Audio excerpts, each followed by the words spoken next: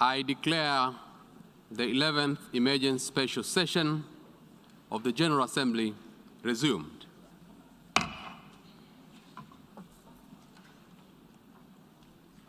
Before proceeding further, I would like to remind members that due to temporary closure of the east side emergency doors, in the event of a fire or an emergency which requires an evacuation, please use the west side emergency doors and the stairway next to the elevator banks.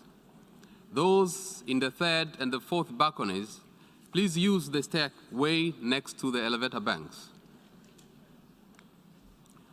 Members will recall that in paragraph 14 of its resolution ES-11/2 of 24th March 2022, the Assembly decided, and I quote, to adjourn the 11th Emergency Special Session of the General Assembly temporarily and to authorize the President of the General Assembly to resume its meetings upon request from the Member States, end of quote.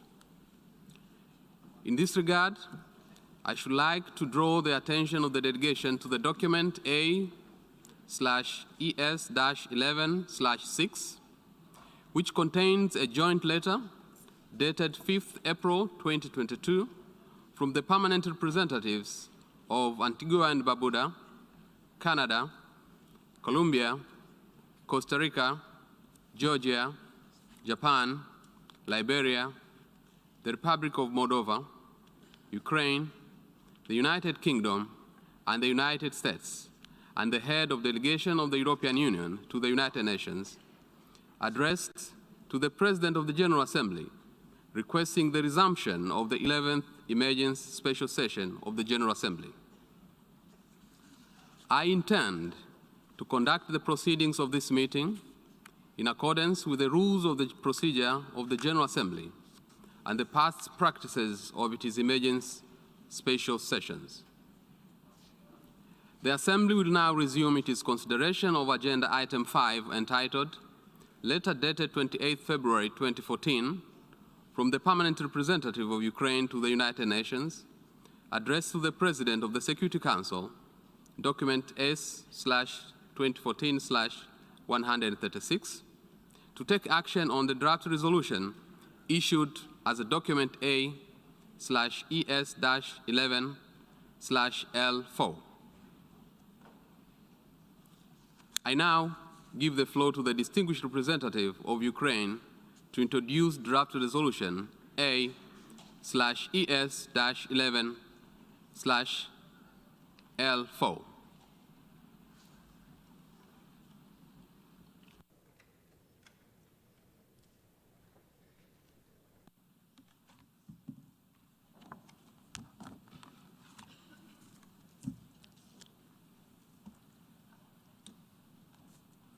Mr. President, distinguished delegates.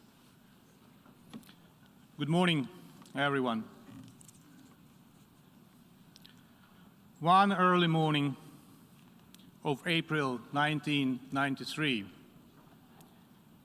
delegates to the United Nations had coffee, kissed their loved ones, and went to the quiet and comfortable United Nations headquarters to do business as usual.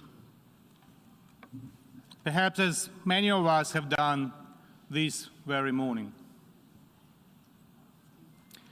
The same morning in early April 1993, Boutros Ghali sent a special rapporteur to report on extrajudicial summary arbitrary executions in Rwanda. He reported a more robust United Nations response was needed. Critically, it found that the abuses could be precursors to genocide in 1993. Unfortunately, that was largely ignored by overstretched Secretariat of the United Nations.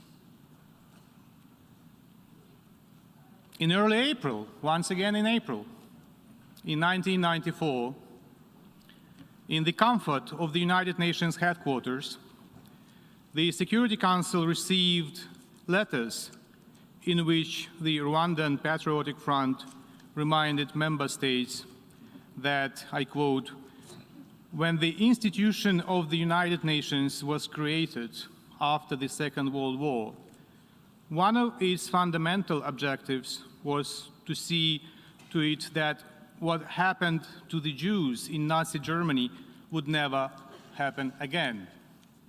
End of quote. In 1994, Rwanda itself was a non-permanent member of the Security Council. This allowed the genocidal regime to influence other members of the Council with its view of the situation. As Russia's presence today in the Security Council allows her to spread lies almost daily. In April, again in April, this time 2006, in the docks of New York by the Hudson River, an ocean-sized state-of-the-art liner was launched. This magnificent liner was then docked on the shores of Lake Geneva. Beautiful as it is, far from being an ocean. We named this liner the Human Rights Council. The adoption of Resolution 60/251 was a culmination of 5 months of consultations and negotiations facilitated by President of the Assembly, Jan Eliasson, and Ambassador Arias of Panama and Ambassador Kumalo of South Africa. Let me remind you the words of Mr. Jan Eliasson, the President of the 60th session of the UN General Assembly, before the adoption of the resolution. He said, and I quote, we have now reached a decisive moment, both for the promotion and protection of human rights and for effective multilateralism and the standing of the United Nations as a whole. As our leaders acknowledged in September 2005, the 3 pillars of the United Nations, development, peace and security, and human rights, are interlinked and mutually reinforcing. End of quote. Now the world has come to a crucial juncture. We witness that our liner is going through treacherous fogs towards deadly icebergs. It might seem that we should have named it the Titanic instead of the Human Rights Council. If not, we need to take an action today to save the Council from sinking. The composition of the Human Rights Council is as diverse as the world map, as this Assembly is. But this Council, unlike the Assembly, has been established for a specific purpose to promote and protect human rights around the world. And we are in a unique situation now when on the territory of another sovereign state, a member of the Human Rights Council commits horrific human rights violations and abuses that could be equated to war crimes and crimes against humanity. Bucha and dozens of other Ukrainian cities and villages where thousands of peaceful residents have been killed, tortured, raped, abducted, and robbed by the Russian army serve as an example of how dramatically far the Russian Federation has gone from its initial declarations in the human rights domain. That is why this case is unique, and today's response is obvious and self-explanatory. Let me offer you another quote. Our topmost priority is to ensure all human rights and freedoms in their entirety, including political and civil rights, and decent socio-economic and environmental living standards.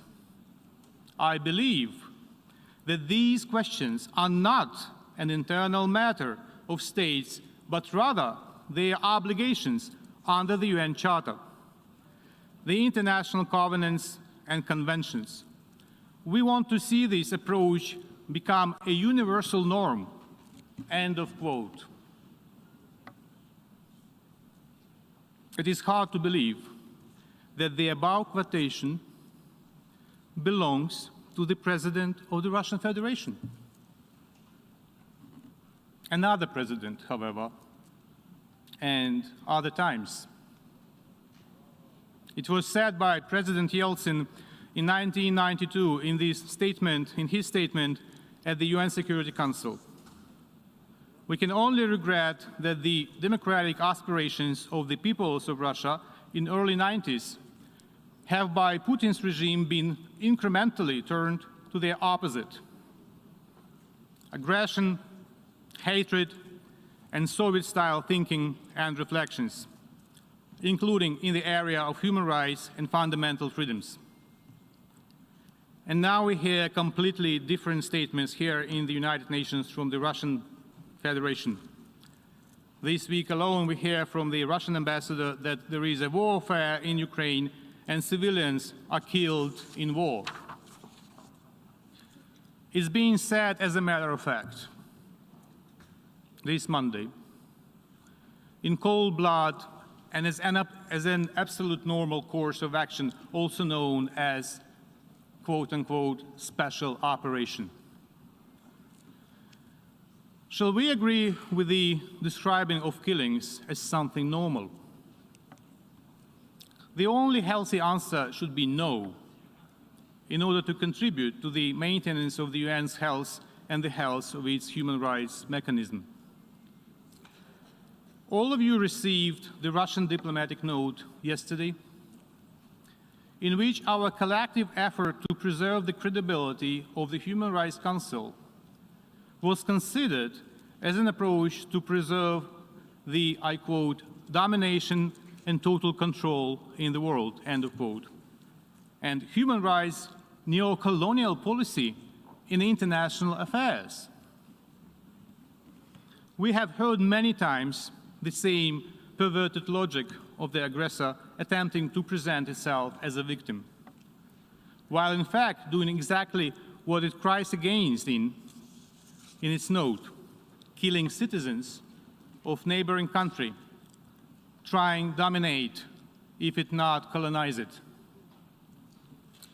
In reply to that, we call on Russia, when its rights of membership in the Human Rights Council are suspended, to return to responsible behavior by implementing the decisions of this Assembly and of Human Rights Council. If Russia expulses itself from the Council, it would be its own choice, and there will be no need to blame others. Suspension of the rights of membership of the Russian Federation in the Human Rights Council is not an option, but a duty. And let me quote how this duty is formulated in the operative paragraph 8 of Resolution 60/251, and I quote, "The General Assembly may suspend the rights of membership in the Council of a member of the Council that commits gross and systematic violations of human rights," end of quote. So, ladies and gentlemen, it's not an option, it is what the resolution prescribes. We view voting to suspend a state's Human Rights Council rights as a rare and extraordinary action. However, Russia's actions are beyond the pale. Russia is not only committing human rights violations, it is shaking the underpinnings of international peace and security. A draft resolution on the matter under A/ES 11/L4 is a result of the collective effort of a cross-regional group of 24 states that represent all regions. It has been co-sponsored so far by more than 50 UN member states. I call upon all responsible member states to support the draft. Let me now once again refer to the commemoration of one of the darkest pages in recent history, the 1994 genocide against the Tutsi in Rwanda. On this day of grievances and bearing its own tragedy of thousands of Ukrainians killed by the Russian invaders, Ukraine stands together with Rwanda and calls to reaffirm our pledge to never forget and to never allow the recurrence of genocide, which was a result of the international community's indifference. To those of you who, for this or another reason, opts today to keep being a bystander, to abstain, let me quote Elie Wiesel addressing President Clinton in 1999, talking about the perils of indifference. Indifference elicits no response. Indifference is not a response. Indifference is not a beginning, it is an end. And therefore, indifference is always the friend of the enemy, for it benefits the aggressor, never his victim, whose pain is magnified when he or she feels forgotten. The political prisoner in his cell, the hungry children, the homeless refugees, not to respond to their plight, not to relieve their solitude by offering them a spark of hope, is to exile them from human memory. And in denying their humanity, we betray our own. End of quote. The genocide in Rwanda was largely due to the indifference of the world's community. When the UN did not respond to warnings in the UN Security Council and in General Assembly a year before the tragedy that we commemorate exactly on this day, on the 7th of April.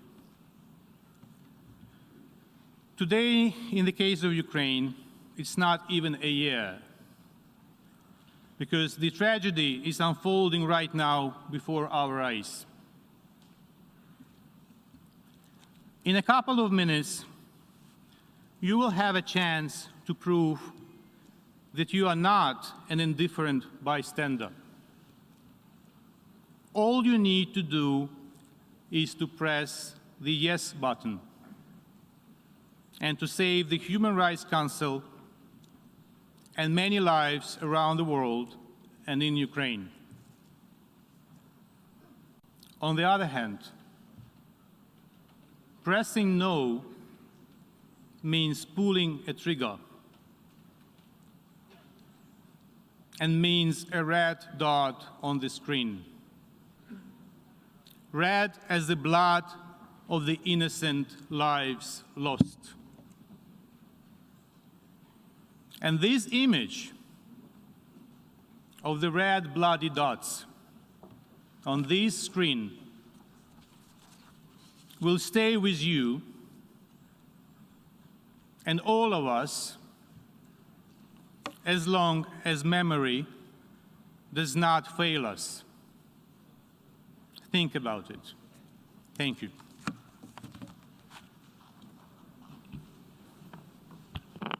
I thank the distinguished representative of Ukraine. We shall now proceed to consider draft resolution A/ES-11/L4. Before giving the floor for explanations of vote before the vote, may I remind delegations that explanations of vote are limited to 10 minutes, and should be made by delegations from their seats. I now give the floor to the representative of the Russian Federation.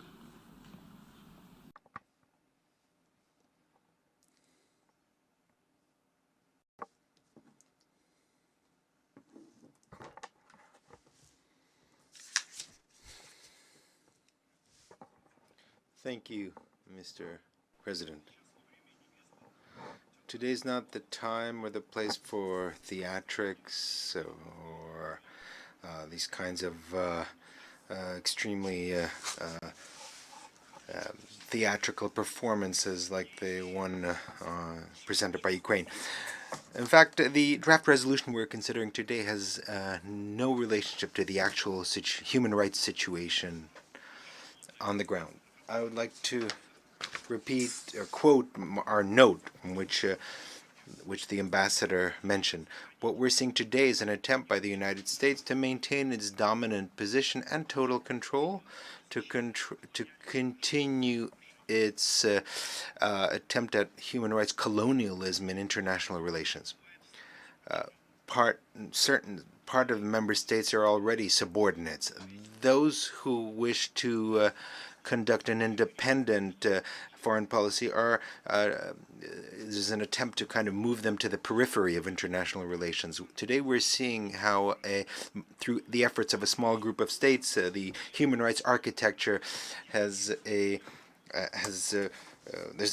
crack that's appeared in that architecture, and it was decades in the making. And the Secretary General stated that the possible exclusion of Russian Federation from the Human Rights Council could be a dangerous precedent.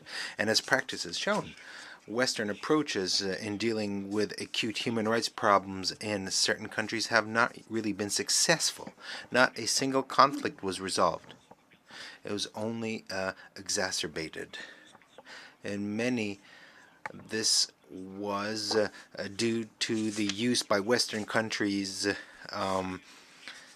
the use of sanctions and military intervention, whereas Russia, throughout its membership in the Commission and the Human Rights Council, has consistently defended the principle of cooperation based on mutual respect and an equal status as one of the main foundations of the human rights architecture. Our priority has always been to strengthen constructive dialogue involving all interested sides in the process of collective development and adoption of decisions in defending and promoting human rights. We reject the untruthful allegations against us based on staged events and widely circulated fakes.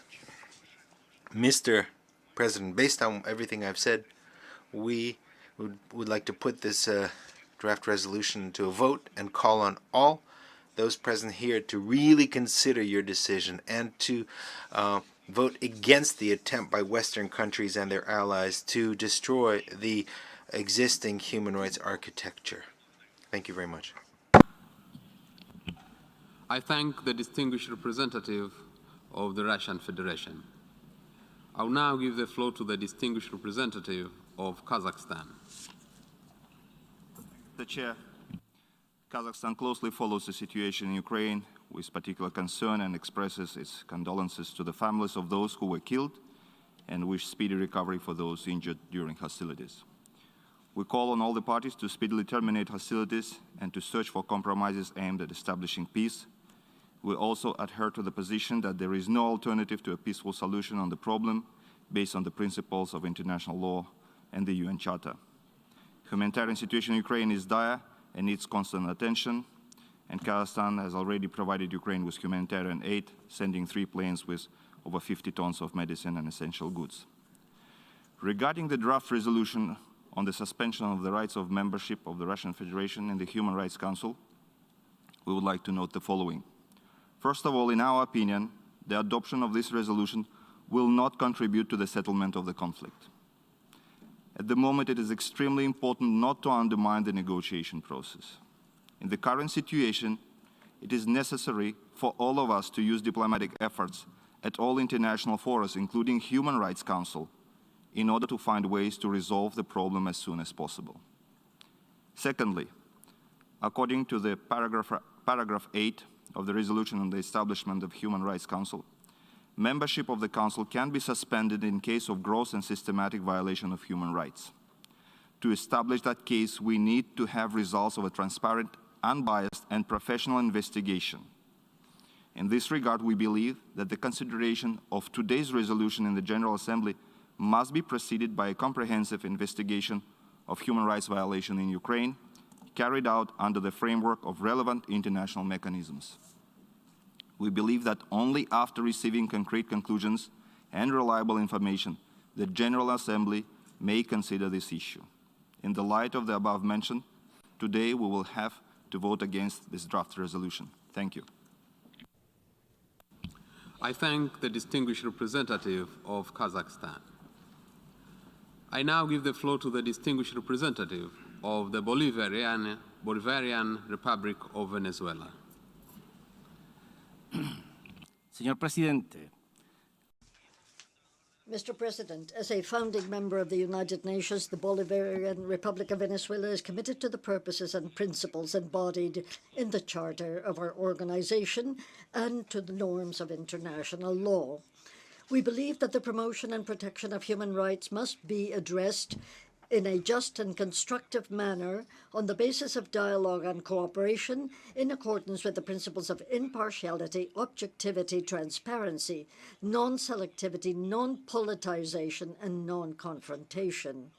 Human rights should not be used in order to attack sovereign states, since that undermines the universal system of human rights, which is to guarantee the universality and the enjoyment of these rights and fundamental freedoms for everyone without distinction or discrimination. A month ago in this assembly, we insisted on the need that the United Nations have a central role in facilitating the peaceful solutions of conflicts through dialogue and political negotiation. We regret today that the road has taken of escalating tensions and that divisions have increased among members of the United Nations. That is the wrong path. We alert the world as to the real and clear danger that in this situation in the region of Eastern Europe may continue in time, creating consequences which it will take generations to overcome. We warn about the expansive effects around the world, especially affecting the living conditions of the more vulnerable groups in every country, where hundreds of millions of individuals are today suffering the consequences of the increase in the cost of food, electricity, transportation. We also warn about the start of a new arms race, which threatens to turn toward war resources which should be used for development and for fighting poverty. This is a terrible situation, but the world is facing an even greater danger. We view with alarm that there are shocks between blocs and this will lead to a worldwide conflict between nuclear powers which will destroy mankind as we know it today. It is our obligation to reduce tensions and to strengthen all options which allow for regulating conflicts and peaceful settlements. Mr. President, unfortunately, the draft resolution presented today is an example of the politicization of human rights.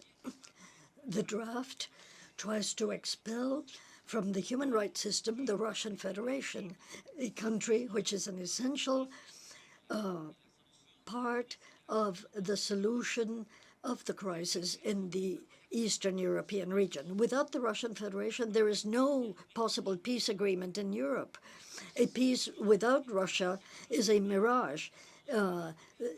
They may think that the time has come for a definitive victory and a unipolar power. If this draft is approved, it will affect current negotiations being carried out between the parties and will push us deliberately toward a more acute phase of the conflict, which will be longer and hard to resolve. Another immediate result of adopting the resolution will be a historical break in the best instrument created to defend human rights, which is the Human Rights Council. Its credibility, its function, and its mandate will be affected. We will be creating a systemic crisis of confidence, which will affect the United Nations as the universal organization which can resolve regional and global crises and work toward peace.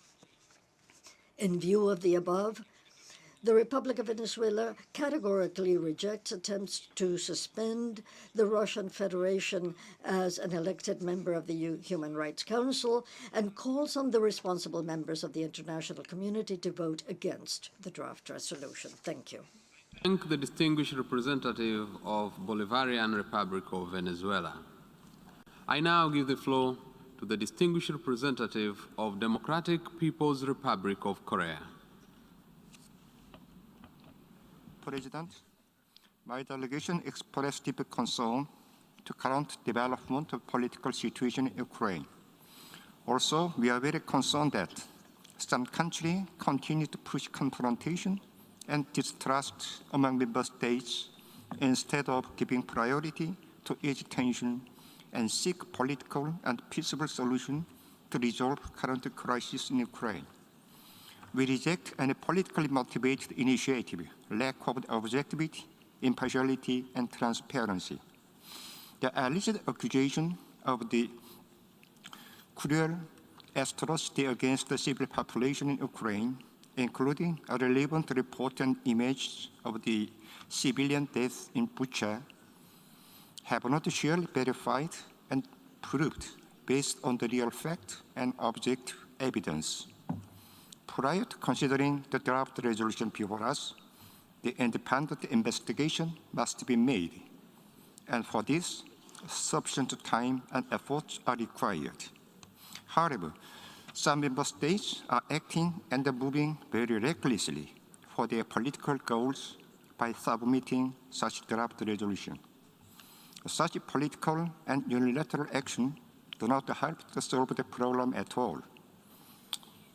We take note of the efforts of the Russian Federation to address the humanitarian situation in and around Ukraine. Draft resolution is nothing but another example of the product of the political confrontation aiming at tarnishing one member state at the UN stage. For this reason, my delegation against draft resolutions contain document A/ES-11/L4. I thank you, President. I thank the distinguished representative of Democratic People's Republic of Korea. I now give the floor to the distinguished representative of the Islamic Republic of Iran.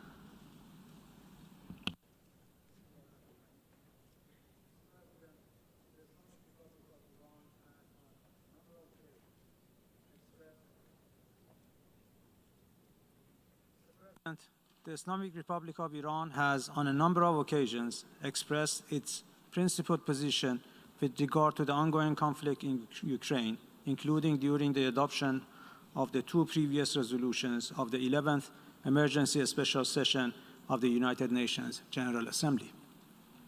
My delegation would like to underline once again the need for peaceful settlement of disputes in accordance with international law and for the full respect by all parties for the well-established provisions of the United Nations Charter and international law, including international humanitarian law.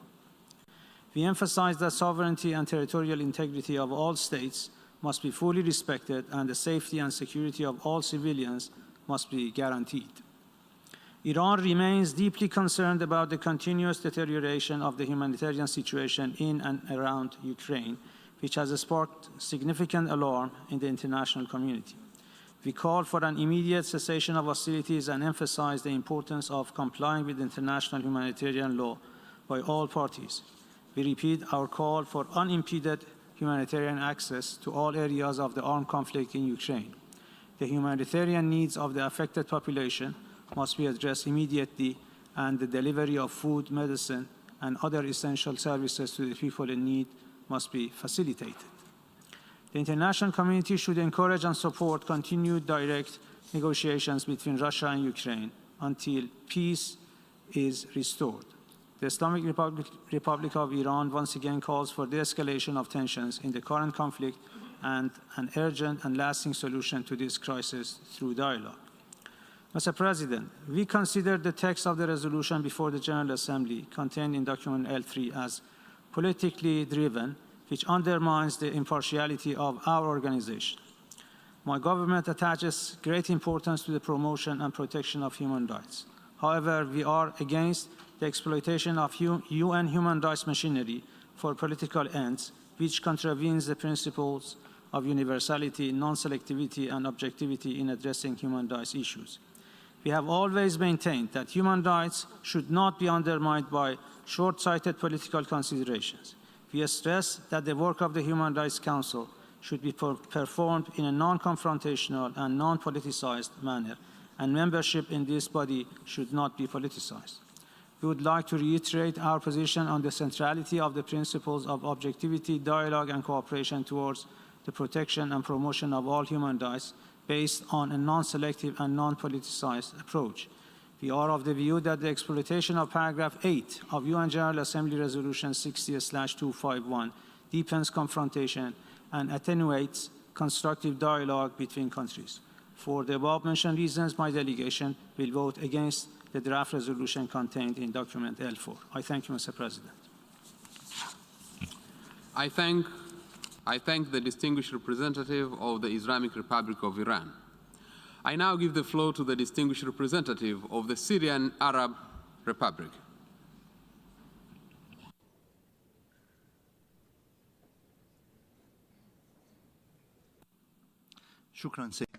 Thank you, Mr. President.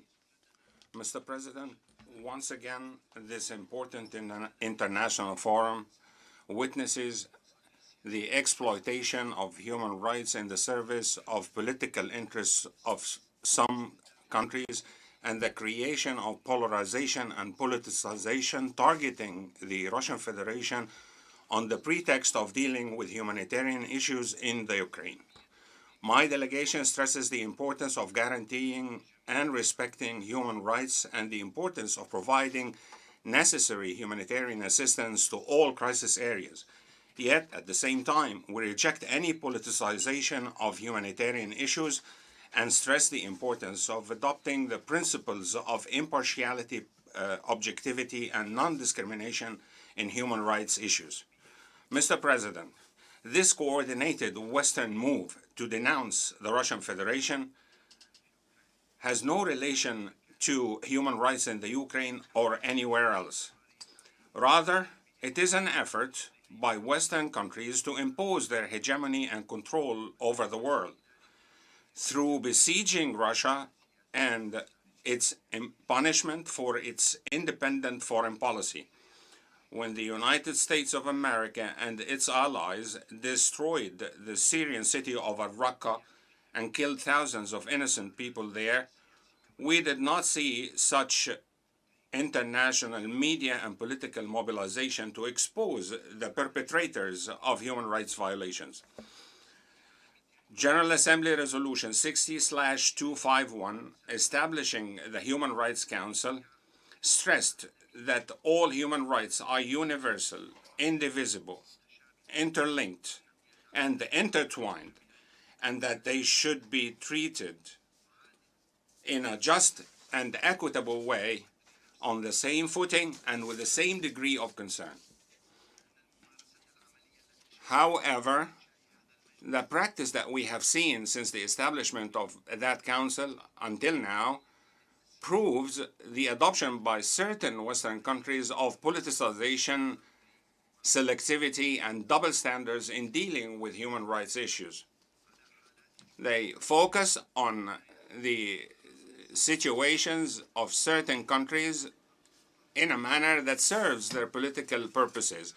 At the same time, they disregard other situations where grave human rights violations systemic and grave human rights violations were perpetrated in the full sound and sight of the world, and what the Palestinian people has been exposed to for decades at the hands of the Israeli occupation forces is the best proof of that. Another example is on the hypocrisy of those states is their disregard for the safety, security,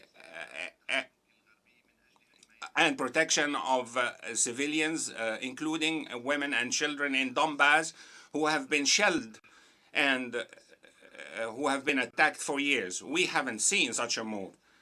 At the same time, the invocation of the pretext of paragraph 8 of the resolution establishing the Human Rights Council is a major source of concern, since we have not seen any evidence to base such talk about grave violations of human rights. What is the credibility of the sources of such information? What are the impartial international mechanisms that were providing such information or proving their perpetration? The launching of accusations and the spreading of such accusations through misleading media and the photographs and videos whose sources and places are unknown, and their spreading through open sources cannot be basis for General Assembly action on the issue. As in the Syrian situation, Security Council and General Assembly meetings are always preceded with theatrical provocations, such as we witness in the Ukraine, to justify decisions planned by Western and hostile countries in the name of international legitimacy. Mr. President, the draft resolution before us today involves a serious case of hostility and a clear example of the adoption of exclusion of which we have warned. The suspension of the membership of the Russian Federation in the Human Rights Council will have an adverse effect on its balance, its universality, and the effectiveness of its role. Such suspension will enhance the hegemony of a group of Western countries on this important body.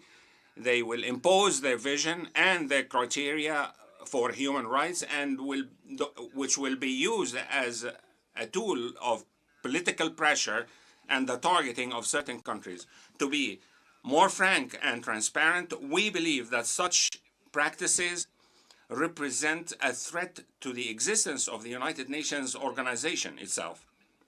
Therefore, and proceeding from our firm and principled position in rejecting all attempts to politicize human rights, we will vote against the resolution before us, and we urge other delegations to be aware of the dangers of embracing these efforts at confrontation, isolation, and hostility. We call for the rejection of double standards and to keep human rights issues away from all political considerations. If we want the United Nations to continue and survive, we should all say no to such resolutions. Thank you, Mr. President. I thank the distinguished representative of the Syrian Arab Republic. I now give the floor to the distinguished representative of Cuba. Señor Presidente, Cuba Mr. President, Cuba has always advocated for and worked toward a human rights council capable of facing the challenges of the international community in this area. No country is exempt. We defend the objectivity, impartiality, and transparency in the work of that body. Its procedures and mechanisms should work on the basis of true information. The use of the clause on suspension of membership in the Council will not favor finding a peaceful, lasting, and negotiated solution to the conflict in Ukraine. It will not promote the dialogue and understanding which should be prevalent in human rights issues. Only a few days after concluding a regular session of the Human Rights Council, that body was not even given the opportunity to state its position. Mr. President, since the start of the negotiating process on the building of the new council that would follow the Human Rights Commission, Cuba opposed the clause on suspension of membership, given the serious risk that it could be used by specific countries which favor a double standard, selectivity, and politicization of human rights issues. That clause can be activated with the support of only 2/3 of those present and voting. Therefore, abstentions do not count, and there's not even a minimum established of votes required for approving suspension. To be elected a member of the Human Rights Council, a country needs to obtain as a minimum in a secret ballot the support of the majority of the members of the United Nations, that is to say, at least 97 votes. Thus, the rights of a member of the Council can be suspended by the will of a number of states lower than the number of states which granted those rights. The Russian Federation, which was elected as a member of the Human Rights Council in 2020 with 158 votes, could be suspended today with by a lower number of votes. That suspension mechanism, which has no parallel in any other body of the United Nations, could be easily used selectively. It is Russia today, but tomorrow it could be any of our countries, especially nations of the South, which do not support the interests of domination and which firmly defend their independence. It was not by chance that the more enthusiastic promoters of the suspension clause, when negotiating the new Human Rights Council, were developed nations with a clear trend to accuse countries of the South which do not follow their alleged models of democracy while remaining silent in the case of flagrant violations in Western countries. Not everyone in this hall share our concerns about the suspension mechanism. They know that the victims of its selective use will always be others. Could this assembly someday adopt a resolution suspending the membership of the United States in the Human Rights Council? Just to give one example. We all know that that has not happened, nor will it, despite its flagrant and massive violations of human rights as a result of invasions and wars against sovereign states, given its geopolitical interests. They have caused the deaths of hundreds of millions of civilians, which they term collateral damage. There have been millions of displaced people and destruction throughout our planet. But this assembly has never suspended any of its rights. We also all know that the suspension clause will not be used against the state that has imposed against Cuba for over 60 years a criminal economic trade and financial blockade, which no doubt constitutes the longest and most flagrant and systematic violation of human rights of an entire people and an example of genocide against a country. It is ironic to note that the country which opposed the establishment of the Human Rights Council and requested in this same hall a vote against the resolution establishing it is the same one that has conveniently now activated, as it did in 2011, one of the most controversial clauses. Mr. President, Cuba will will be consistent with the reservations when in 2006 resolution 60/251 establishing the Human Rights Council and 65/265 of 2011 on the suspension of the rights of Libya. Adoption of the draft resolution we are considering today will establish a dangerous additional precedent, especially for the South. It is not sufficient to impose resolutions against selective countries and mandates. Now they are trying to take a new step toward legitimizing selectivity and establishing a Human Rights Council, which is increasingly at the service of a certain number of countries, as was the case with the discredited Human Rights Commission. For all of these reasons, the Cuban delegation will vote against the draft resolution contained in document L4. Thank you. I thank the distinguished representative of Cuba. I now give the floor to the distinguished representative of Senegal. Monsieur le Président, Mr. President, just as the rest of the international community, Senegal is profoundly concerned by the terrible cost of the war in Ukraine, which has already led to thousands of deaths, refugees, and IDPs. To this somber picture can be added allegations of severe violations of human rights. Everywhere and throughout history, war is a failure of humanity. Senegal is in favor of peace in Ukraine. Senegal is also in favor of peace in Ukraine because our countries are collateral victims of this global crisis due to its severe consequences, particularly serious for our economies and our people. Senegal is for de-escalation and for the immediate stoppage of hostilities in Ukraine and for negotiations in order to reach a peaceful and lasting solution to the crisis.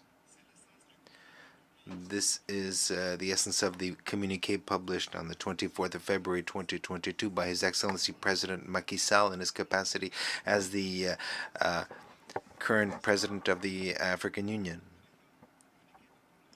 This is a communiqué that calls, and I quote, for the imperative respect of international law, the territorial integrity and sovereignty of Ukraine, end of quote. This is also the purpose of Senegal's support for Resolution 11/2 of the special session of the General Assembly on the 24th of March of this year on the humanitarian consequences of the war in Ukraine. It's also the what's behind our vote in favor of Resolution 49/1 of the Human Rights Council of the 4th of March of this year on the human rights situation in Ukraine, and in particular establishing a international commission of inquiry on the allegation of violations of human rights in the country as a result of the war. We believe that it is the publication of the conclusions of this commission that will give us a full overview of the nature and the scope of the violations. This overview will therefore give us the exact type of sanctions that should be envisaged. Now, this resolution decides on sanction measures before the inquiry commission that we've established delivers its outcome. So it anticipates on the work of this commission. Bearing in mind all these considerations, the Senegal will abstain on voting from this text to be consistent with the resolution of the Human Rights Council of the 4th of March setting up an international commission of inquiry on the human rights violations in Ukraine. Thank you. I thank the distinguished representative of Senegal. I now give the floor to the distinguished representative of South Africa. Mr. President, South Africa is deeply concerned about the continuing conflict in Ukraine, the loss of lives, and the deteriorating humanitarian situation. We reiterate our view that as a matter of urgency, there must be a cessation of hostilities, which would be the first step in a comprehensive response to the humanitarian crisis. South Africa stresses once again that dialogue, mediation, and diplomacy is the only path to end the current conflict. Wars end when dialogues begin, and wars endure when there is no dialogue. In this regard, we welcome the efforts by Ukraine and Russia to hold talks without preconditions. South Africa expresses the hope that both parties will use diplomacy to de-escalate the situation in Ukraine, leading to a durable political and security situation. We maintain that all parties have much to gain from a negotiated outcome and much to lose from unnecessary and violent conflict.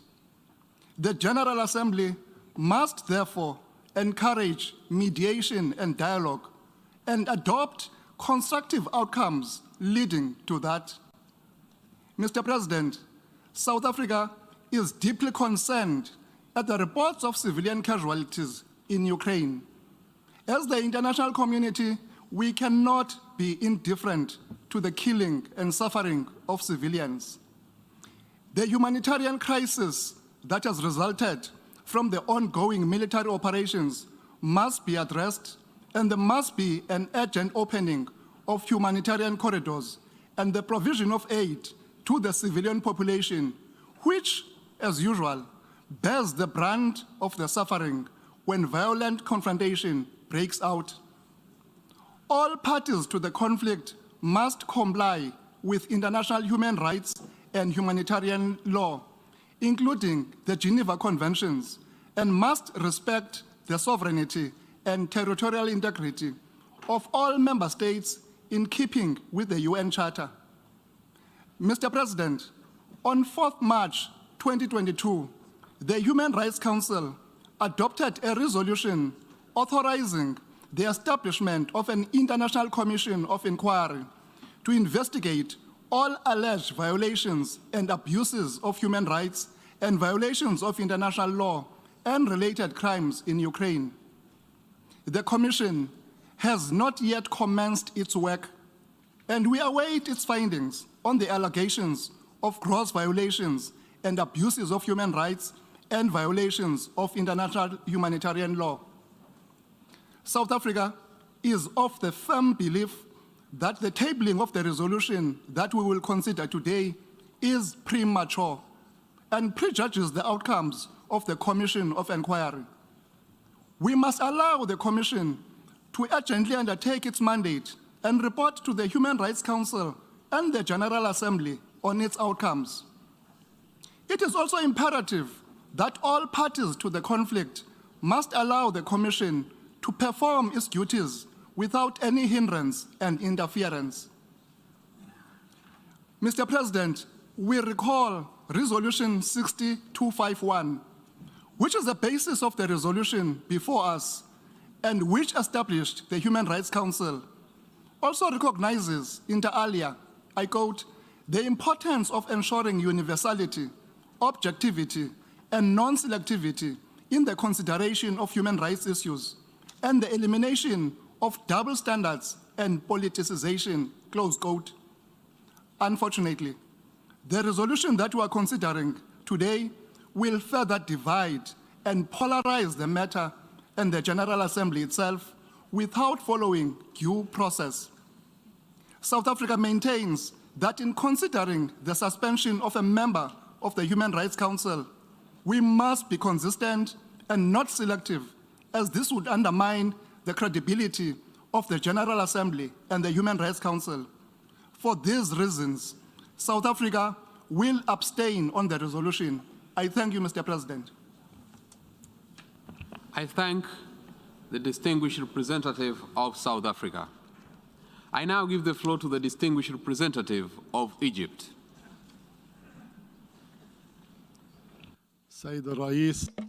Mr. President, Egypt does not view the draft resolution before us as a resolution related to the situation in the Ukraine, the principle of non-use of force in relations amongst nations. We rather are concerned of the functions and mandates of United Nations bodies. Our principled position rejects the current tendency, since it undermines the purposes for which the organization, its bodies and agencies were established, as well as its credibility and multilateral work. Egypt considers that what we are doing today in considering the draft resolution represents a serious crossroads for the United Nations in its entire existence. The organization's respect for its charter, its rules of procedure, and its methods of work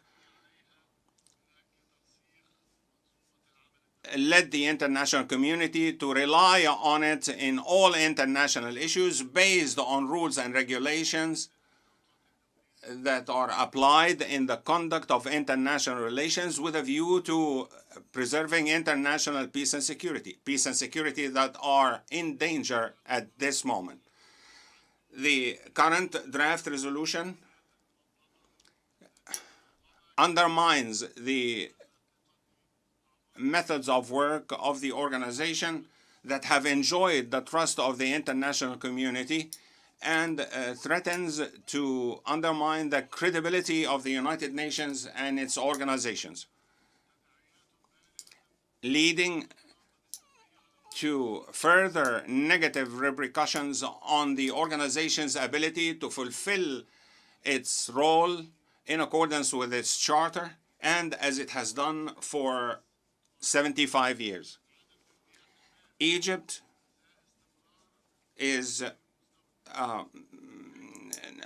does not feel comfortable with double standards and partiality.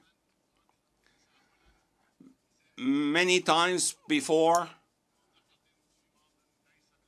such resolutions were not adopted in cases of human rights violations that are not so far back in time.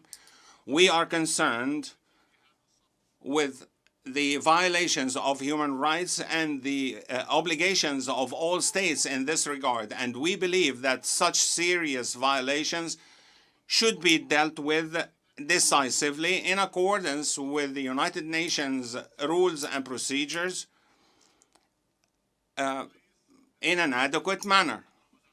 Based on all of this, Egypt does not believe that the draft resolution is being proposed at the right moment, and we warn of it. Thank you.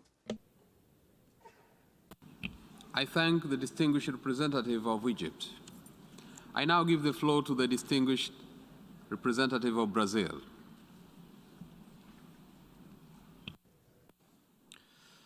Mr. President, distinguished delegates, we are deeply concerned about allegations of gross violations of human rights and humanitarian law in Ukraine, including recent reports coming from the region of Bucha.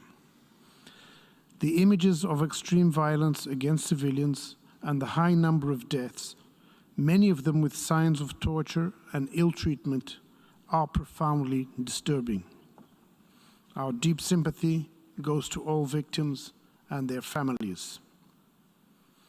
The Human Rights Council created last month a commission of inquiry with a mandate to establish the facts and circumstances that may amount to violations and abuses of human rights and of humanitarian law in Ukraine.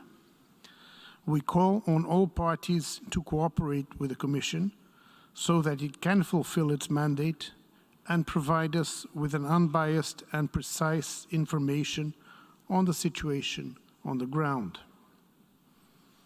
Brazil has decided to abstain in today's vote as it believes the Commission of Inquiry should be allowed to complete its independent investigation so that responsibilities can be ascertained. Only then would this General Assembly be in a position to better assess and take a responsible and informed decision on the status of Russia in the Council. We must at all costs avoid repeating the mistakes of the old Commission on Human Rights, particularly concerning politicization, double standards, and selectivity, which had been the main flaw of the previous human rights system and the object of well-founded criticism of its work. The Human Rights Council should be guided by the imperative of inclusive dialogue as the main instrument for cooperation, sustainable solutions, and peace.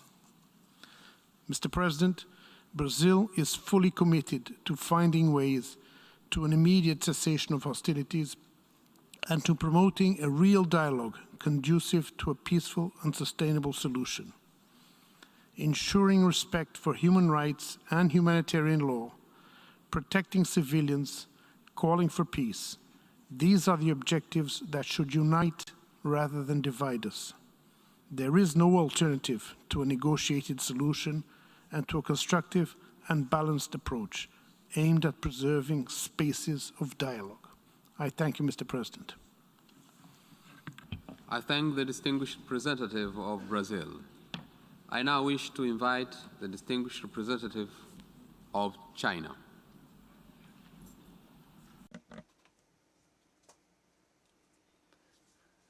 Thank you, Mr. President.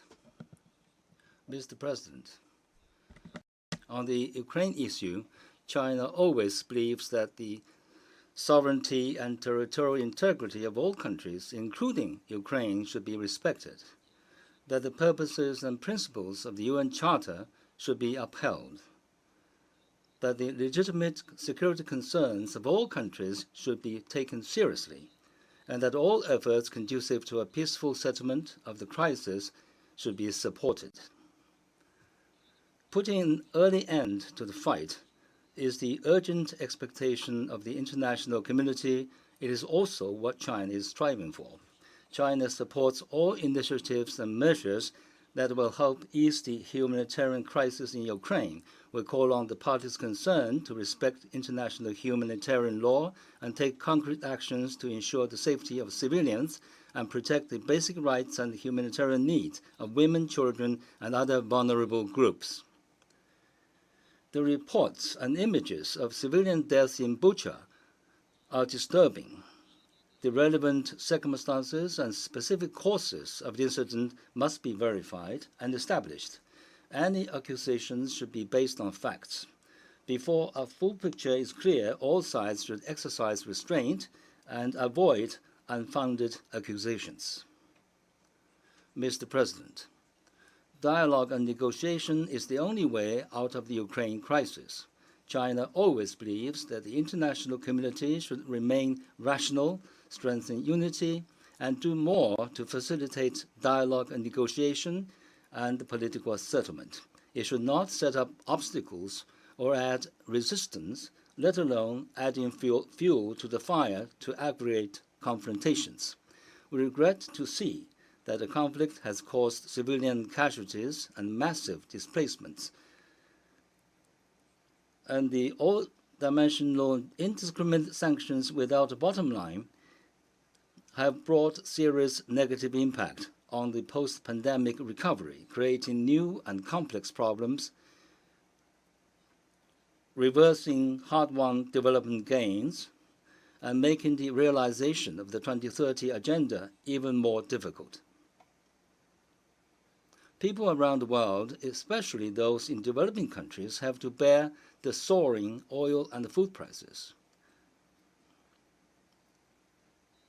Life amid the pandemic has become even more difficult, and the rights of women and children even more difficult to be protected. Developing countries are not parties to the conflict, yet they are forced to get involved in this geopolitical competition and great power rivalry. This is unfair. Some individual countries, while talking loudly about peace, are obsessed with creating bloc confrontations, including provoking tensions in the Asia-Pacific region. This self-conflicting and self-serving practice is very dangerous and worrying and should be resolutely rejected. Mr. President, China always calls for promoting human rights through constructive dialogues and cooperation on the basis of equality and mutual respect. At the same time, we firmly oppose the politicization or instrumentalization of human rights issues, oppose the selective and confrontational approaches, as well as double standards on human rights issues, and oppose exerting pressure onto other countries in the name of human rights. Those are also important elements contained in General Assembly Resolution 60/25, which set up the Human Rights Council. The draft resolution before us will deprive a country's legitimate membership in the Human Rights Council. Such an important matter must be handled with the utmost delicacy, based on facts, with calmness, objectivity, and reason based on facts and truth. Nevertheless, this draft resolution was not drafted in an open and transparent manner, nor did it follow the tradition of holding consultations with the entire membership to heed the broadest opinions. Under these circumstances, such a hasty move at the General Assembly, which forces countries to choose sides, will aggravate the division among member states and intensify the confrontation between the parties concerned. It is like adding fuel to the fire, which is not conducive to the de-escalation of conflicts and even less so to advancing the peace talks. Dealing with the membership of the Human Rights Council in such a way will set new dangerous precedent, further intensify confrontation in the field of human rights, bringing a greater impact on the UN governance system and produce serious consequences. Therefore, China will have to vote against this draft resolution. China calls on all parties to work together in the same direction so as to create opportunities for peace and prospects for negotiation. China will continue to hold an objective and impartial position and play its responsible and constructive role in this regard. Thank you, Mr. President. I thank the distinguished representative of China. I now give the floor to the distinguished representative of Mexico.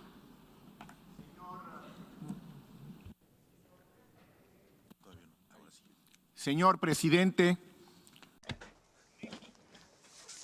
Mr. President, Mexico has been clear and categorical in condemning the invasion by Russia against Ukraine, since it violates international law, the Charter of the United Nations, and the constitutional principles of our foreign policy.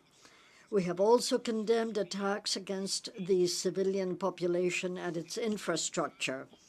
We have promoted everything which facilitates access to humanitarian assistance, and we have joined those voices which call for the immediate cessation of hostilities.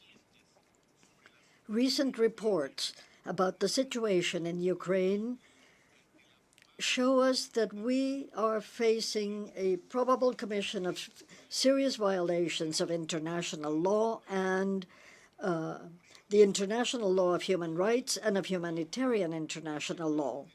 Mexico has thus clearly backed the Secretary General's call to conduct impartial investigations which may allow identifying those responsible and have effective accountability.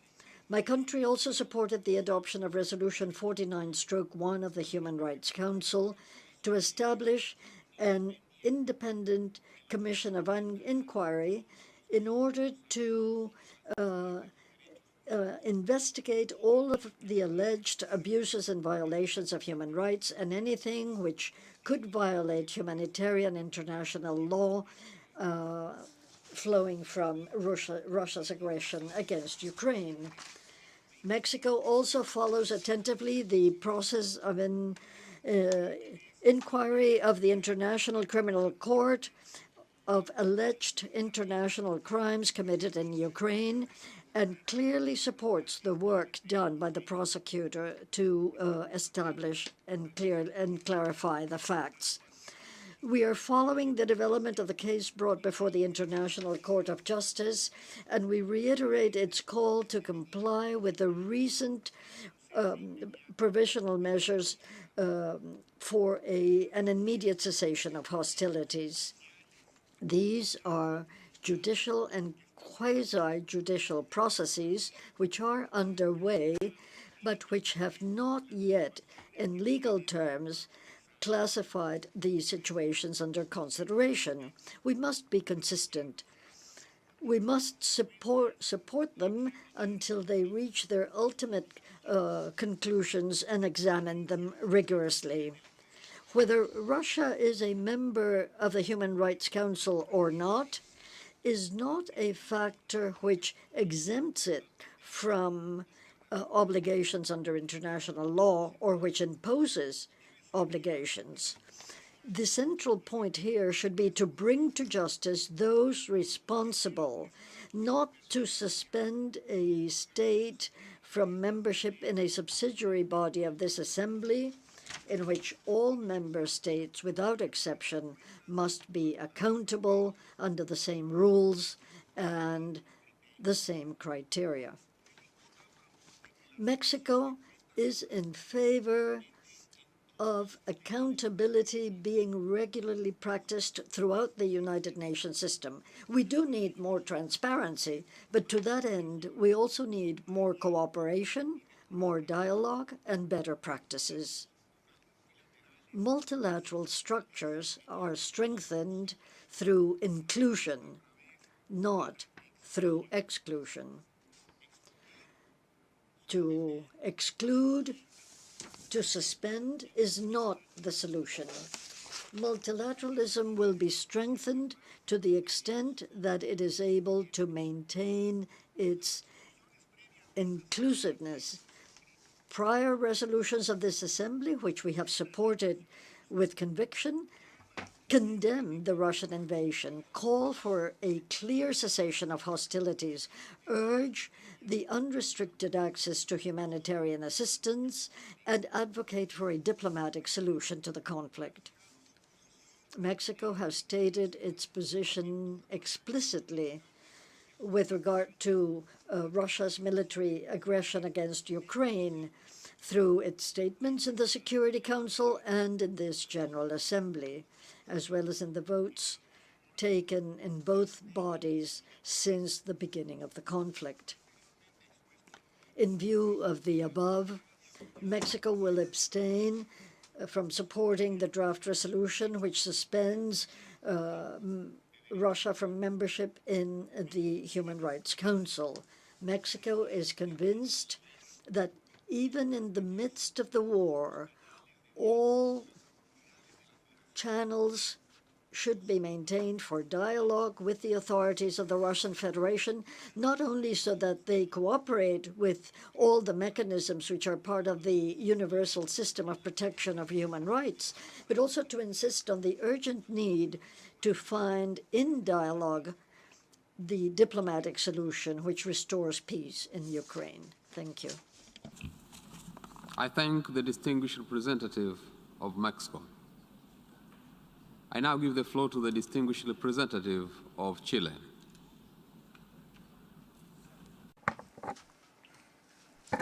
Thank you, Mr. President. Allow me to start my intervention by paying tribute to the brutal war that is taking place in Ukraine, caused by an aggression that violated international law, international humanitarian law, and the UN Charter. The tragic images of Bucha that came to our homes last week moved us tremendously. We condemn the invasion of Ukraine. The decision that we are discussing is a decision that my country would have never wanted to discuss. We are fully in favor of multilateralism. The multilateral system is a home for everyone. However, to be a member of the Human Rights Council involves certain requirements, including conduct consistent with the promotion and protection of human rights everywhere. As member states of this assembly adopted a relevant resolution which states that the members of the Human Rights Council must follow the strictest standards in the promotion and protection of human rights. That same resolution in paragraph 8 entrusts to this assembly the responsibility of suspending a member state from the council when that state does not comply with the strict norms of protecting and promoting human rights. Our responsibility to human rights, rather than a specific country or Russia or Ukraine, our responsibilities to human rights, and the suspension of the Russian Federation from the Human Rights Council, in this case, we're talking about a state that is violating the rights of a third state, Ukraine, and this is the result of an unacceptable aggression and invasion that is contravenes international law. This is why our delegation will vote in favor of the resolution L.4, which suspends the membership of Russia from the Human Rights Council. Chile once again reiterates its appeal to all parties to continue negotiations and urges for an immediate and peaceful resolution of the conflict between Russia and Ukraine through a political dialogue, negotiations through peaceful means in conformity with international law. Thank you very much, Mr. President. I thank the distinguished representative of Chile. I now give the floor to the distinguished representative of Belarus. Mr. President, Belarus is categorically against the draft resolution under consideration. The introduction of this draft is motivated by exclusively political interests aimed at demonizing the Russian Federation and attempting to isolate it in international organizations. Such ideas lead to upsetting the equilibrium of the entire system of international cooperation, which is based on the UN Charter, and it could have a long-term negative impact, even leading to the destruction of the UN as a whole. In essence, today's proposal to exclude Russia is a direct contribution to destroying the Human Rights Council itself and in consolidating the destruction of the system of upholding human rights under the UN auspices, which has been expressed over the past few weeks in attitudes of racism, xenophobia, and other manifestations of discrimination based on language, culture, religion, or other characteristics that we're seeing in Western countries. It's important to focus not on short-term immediate tasks under the influence of emotions, but rather to think about the long-term prospects of resolving conflict situations and about the post-conflict world order. The resolution that is being proposed, just like other steps on restricting the participation of Russia in international organizations, will not only not make a contribution to resolving the situation in Ukraine, but rather will increase risks for any possibility of peaceful negotiations, which were initiated, I just want to recall, a month ago by the Republic of Belarus and personally its president, Alexander Lukashenko. So we call on you to to reflect on this and to vote against the proposed draft resolution. Thank you for your attention. I thank the distinguished representative of Belarus. We have heard the last speaker in explanation of vote before the vote.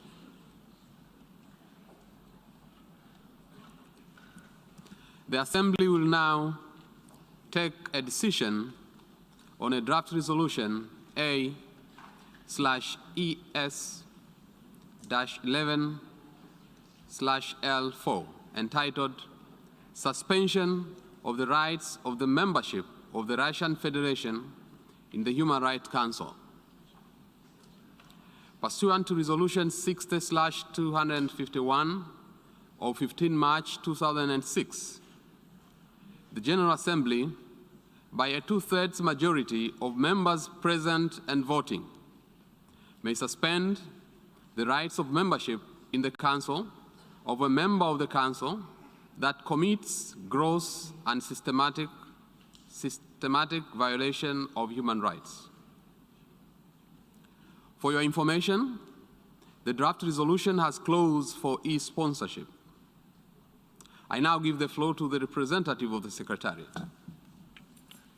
Thank you, Mr. President. I should like to announce that since the submission of the draft resolution, and in addition to the delegations listed on the L document, the following countries have also become co-sponsors of A/ES/11/L4: Costa Rica, Guatemala, Myanmar, and San Marino. If any other countries wish to co-sponsor A/ES/11/L4, please signify by pressing the microphone button now.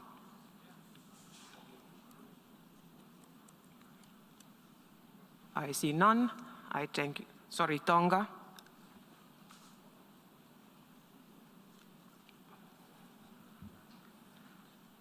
I thank you, Mr. President.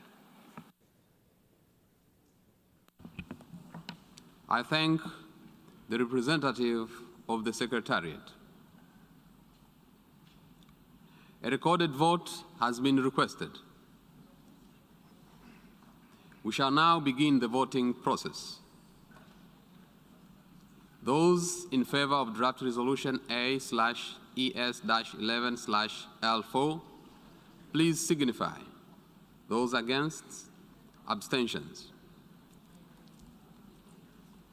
The General Assembly is now voting on draft resolution A/ES/11/L4, entitled Suspension of the Rights of Membership of the Russian Federation in the Human Rights Council.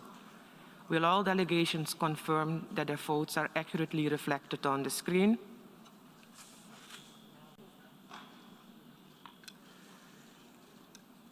The voting has been completed. Please lock the machine.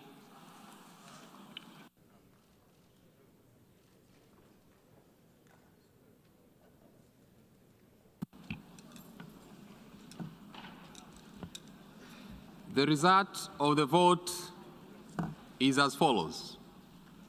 In favor, 93, against, 24, abstentions, 58. Draft resolution A/ES/11/L4 is adopted.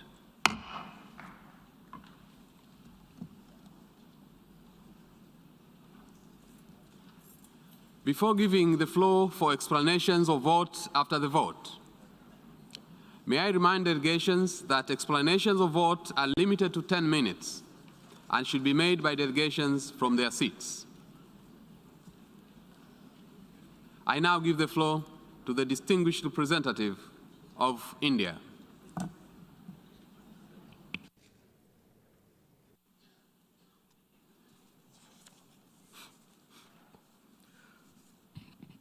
Thank you, Mr. President.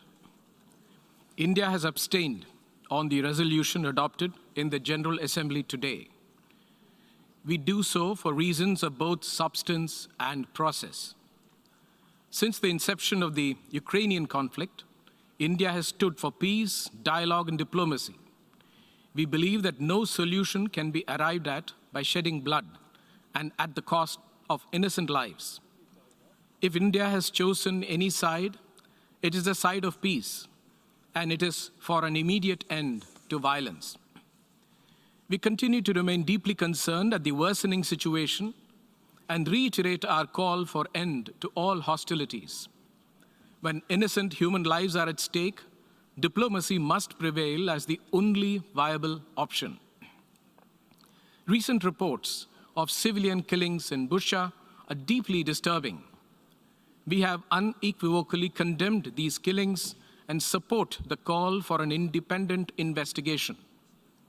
The impact of the crisis has also been felt beyond the region with increasing food and energy costs, especially for many developing countries.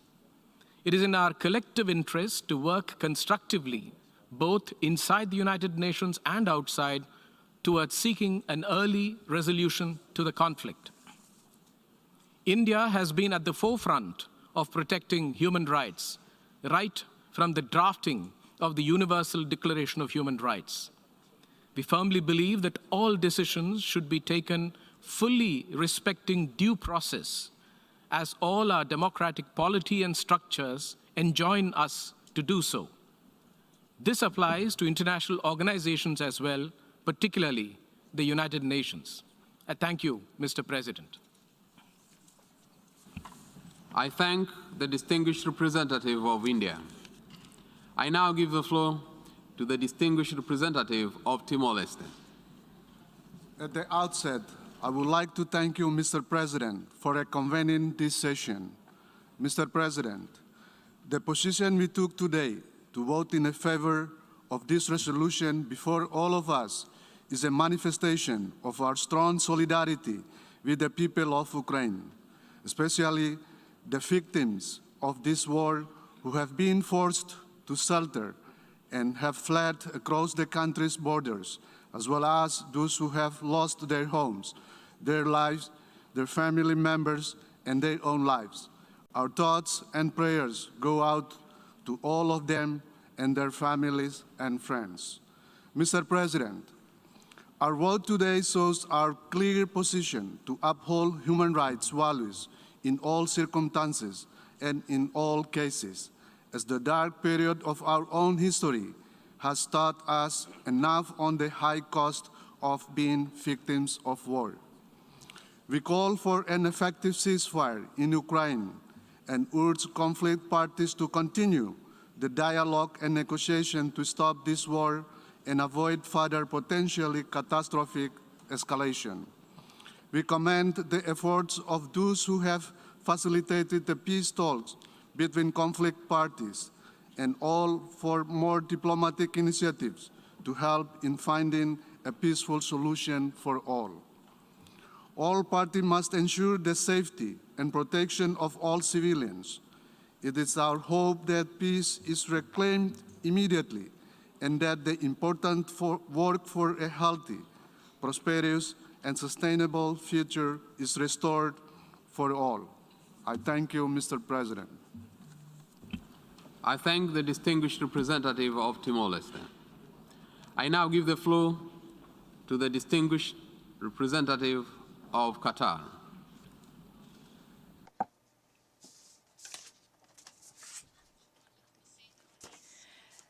Thank you, Mr. President.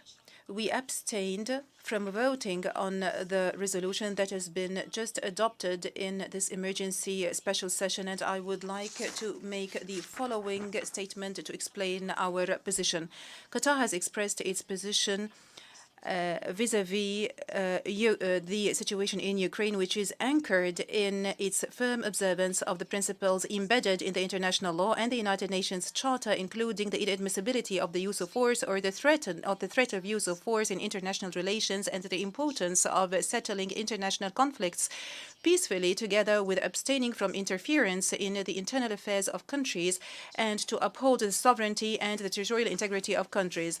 And we have reiterated that the insurance of the safety of civilians should have the priority, and we stress the importance of upholding the international and humanitarian law together with protecting civilian infrastructure and facilities and civilians working in the medical and humanitarian fields, together with journalists, as well as facilitating the evacuation of civilians and the rapid and safe access to humanitarian aid according to the international principles of delivering humanitarian aid. And we commend the tireless efforts made by the United Nations and international humanitarian organizations to respond to the emergency humanitarian needs, and we continue to communicate with international partners to assess the humanitarian situation and to deliver the necessary aid to the Ukrainian people. Mr. President, we reiterate the call by the Secretary General to revert to the path of dialogue and negotiations and for an immediate ceasefire. We also reiterate Qatar's call for all parties to the conflict to self-restraint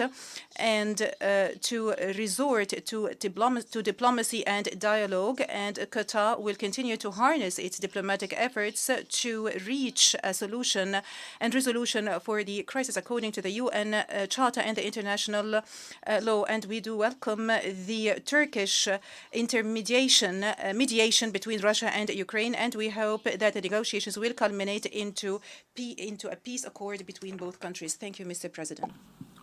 I thank the distinguished representative of Qatar. I now give the floor to the distinguished representative of Laos People's Democratic Republic. Mr. President, the Lao PDR once again reiterates its call for peaceful political and diplomatic solution to the conflict and supports all ongoing efforts and peace negotiations between the parties concerned. Likewise, we urge the international community to refrain from any action that could fuel escalation of tension. As party to 7 of the 9 core human rights treaties, Lao PDR opposes all gross and systematic violations and abuses of human rights. We are gravely concerned by the recent reports and accusations of human rights and international human rights law violations and abuses. We are of the view that such serious allegation must not be taken lightly and must be backed up by solid evidence and verified by an independent investigation mechanism of the United Nations, especially the Human Rights Council Independent International Committee inquiries. My delegation voted against the draft resolution L4 because we believe that the reports of violations and abuses of human rights and violations of international humanitarian law must be verified by credible, neutral, impartial, and independent assessment mechanism before any action is taken. Lao PDR is concerned by the notion that any of member states of the UN Human Rights Council can be subject to suspension and other punitive measures without due process of investigation and verification. As this issue is of paramount importance for all United Nations members, we also believe that all GA resolutions should be adopted by consensus, reflecting the spirit of equality, solidarity among UN member states. In conclusion, my delegation believes there is a dire need for more clarification through an independent mechanism that should be accepted and supported by all member states before drawing conclusion and passing judgment. We remain hopeful that the most urgent task now is to create the environment conducive for a peaceful resolution to the conflict and immediate ceasefire agreement, which will eventually lead to total cessation of hostilities. Thank you, Mr. President. I thank the distinguished representative of Laos People's Democratic Republic. I now give the floor to the distinguished representative of Indonesia. Thank you, Mr. President.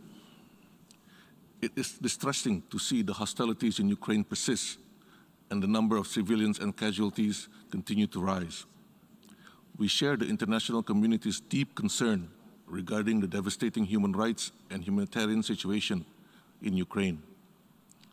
And we do not take lightly reports of gross and systemic violations and abuse of human rights, including recent reports from Bucha. For these reasons, we believe the Human Rights Council must remain seized on the matter and supports the Secretary General's call for a thorough and independent investigation. We also fully support the establishment of an independent international commission of inquiry by the Human Rights Council.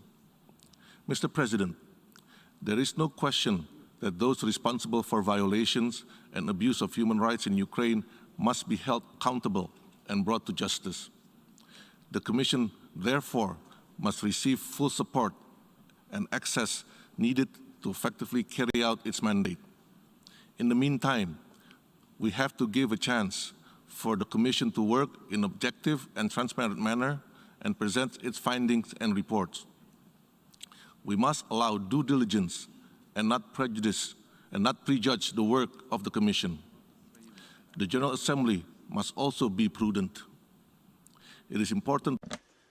我们必须要先收到所有的事实然后采取行动。 Members. Moreover, the General Assembly's action must not create negative precedents that can undermine the credibility of this august body. It is for these reasons Indonesia abstained on Resolution L4. Mr. President, Indonesia remains steadfast in our commitment to respect and protect human rights for all. Our priority now must be to save lives and protect civilians in Ukraine. We reaffirm our call to all parties to stop the hostilities and to spare no efforts to achieve peace through dialogue and diplomacy. This is the only way we can end the suffering and senseless loss of lives in Ukraine and to prevent the increasing negative impact of the war beyond the region. So we must stop the war, and I repeat, we must stop the war now, otherwise we will all suffer. Thank you, Mr. President. I thank the distinguished representative of Indonesia. I now give the floor to the distinguished representative of Panama. Panama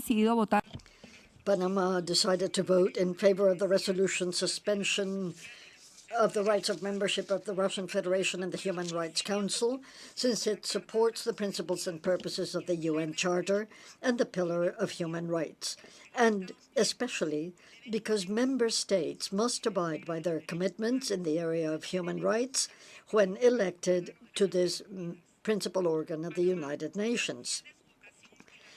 Panama is faithful to multilateralism and the defense of human rights and supports the participation of member states in international bodies.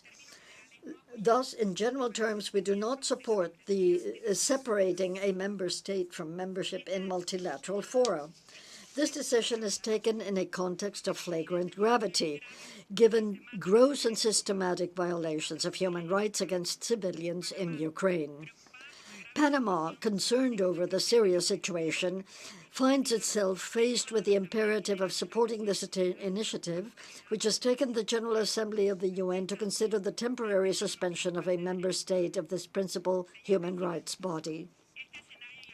Mr. President, we already lived through this in 2011 when a state, Libya, was suspended from the Human Rights Council for a period of 8 months. Panama at that time supported this temporary initiative and co-sponsored the resolution which permitted its admission. Panama votes today hoping that the decision will be temporary, prioritizing that member states will support principles for respect for the highest human rights standards. We therefore highlight the need to guarantee universality in considering human rights issues, including the application of paragraph 8 of Resolution 60/251 to avoid contradictions in evaluating cases of human rights violations. Mr. President, I conclude by appealing once again our call to dialogue and diplomacy toward a peaceful settlement of the conflict.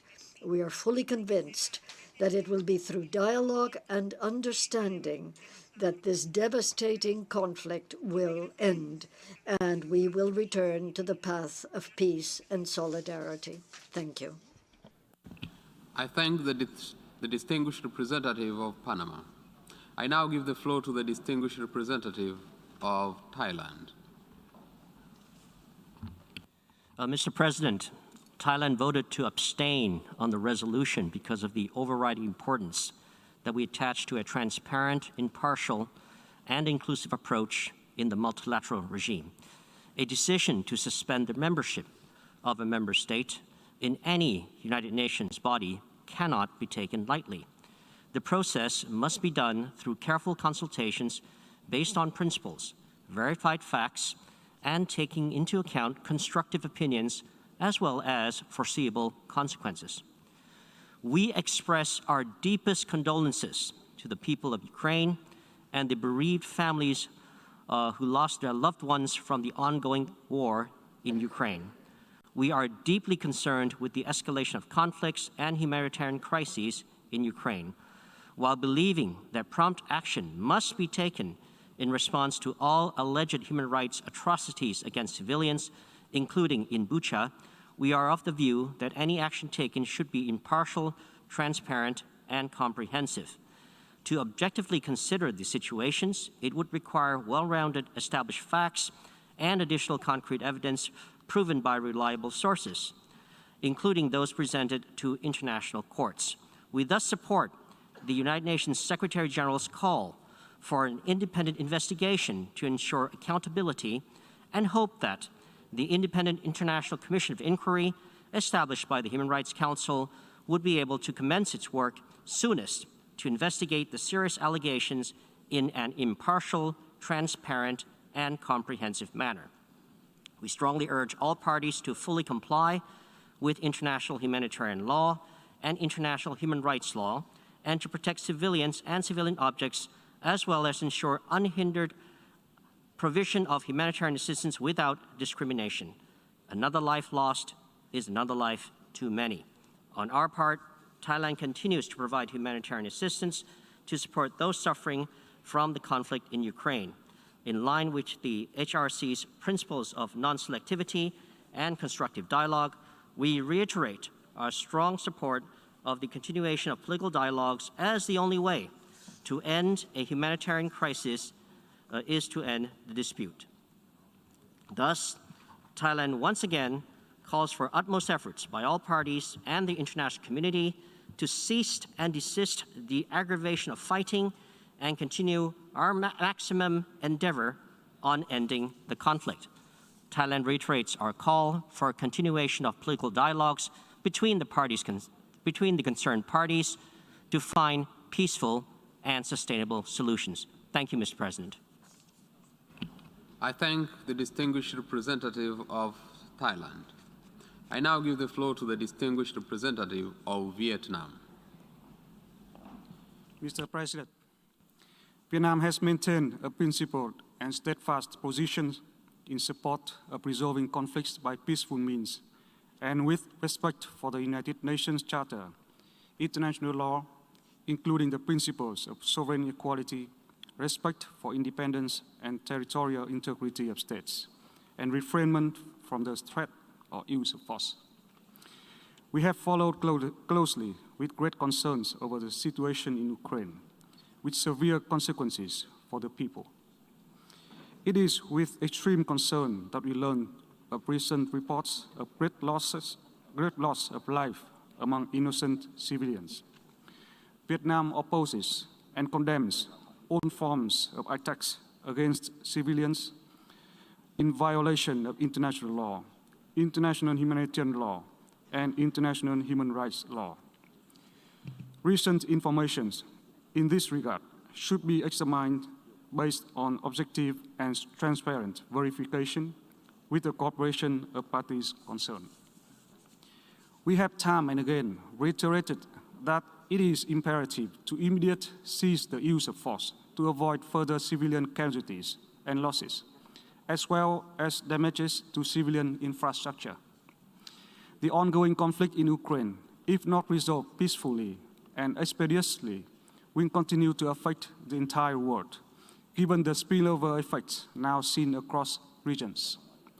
We are therefore convinced that the only way forward is to de-escalate tensions, resume dialogue and negotiation through all channels, with a view to achieving long-term solutions that take into consideration the interest and concern of all parties, in accordance with international law. There is no viable alternative. International efforts should be carried out in a prudent manner in order to be conducive to reaching a final solution. Discussion and decisions undertaken by international organizations and agencies should follow their established procedures and working methods.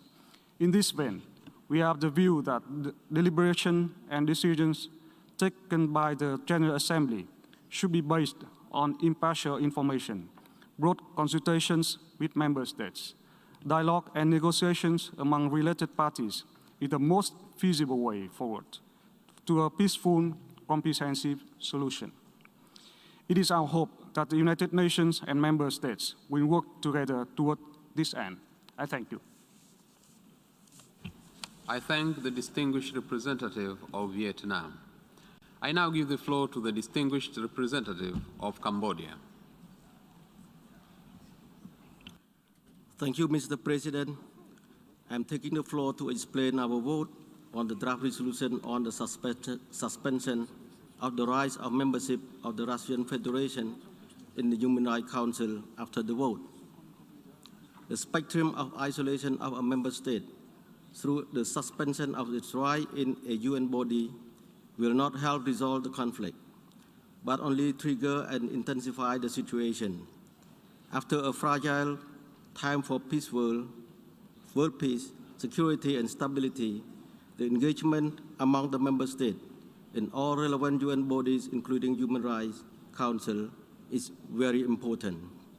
Resolving the conflict in Ukraine based on the UN Charter and the international law through creating a conducive environment for diplomatic engagement and negotiation by the concerned parties should be the right path to be focused toward ending the tremendous human suffering and achieving a sustainable, peaceful solution in Ukraine. At this critical juncture, we must try to work in solidarity to address the conflict in Ukraine and to avoid creating a trust deficit among the membership. Building trust and confidence is absolutely important to deal with the current situation. With that explanation, Cambodia voted abstain on resolution L4. I thank you, Mr. President. I thank the distinguished representative of Cambodia. I now give the floor to the distinguished representative of Uzbekistan. Mr. President, Uzbekistan adheres to a balanced, neutral position on the current situation in Ukraine and hope that the parties will find mutually acceptable ways to resolve the situation pursuing solely a political and diplomatic path based on the universally recognized principles and norms of international law.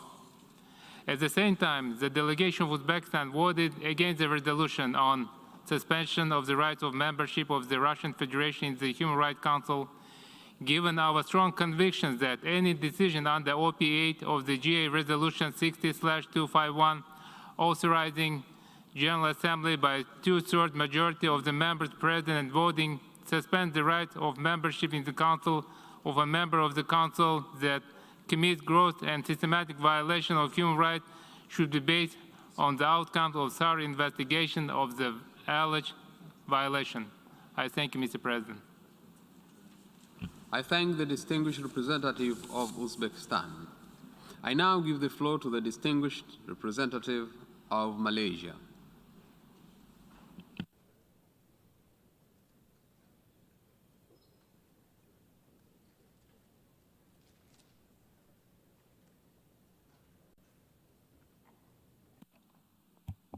Mr. President, Malaysia remains deeply concerned with the worsening situation in Ukraine and continues to closely monitor developments, including the humanitarian situation on the ground. we are greatly disturbed with reports of alleged human rights abuses and violations. We firmly believe that those who commit gross violations of human rights must be held accountable.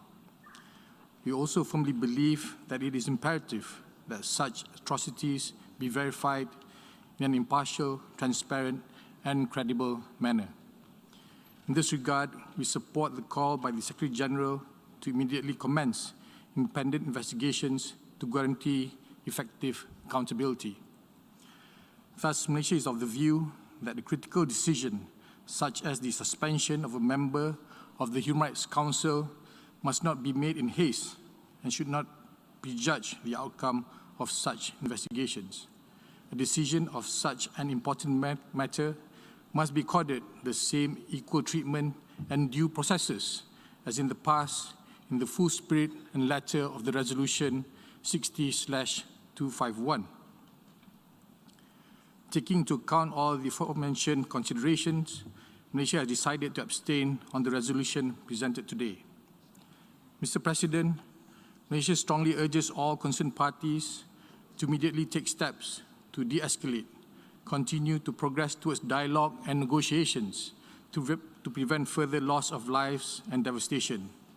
We reiterate the need to respect and protect civilian life and infrastructure.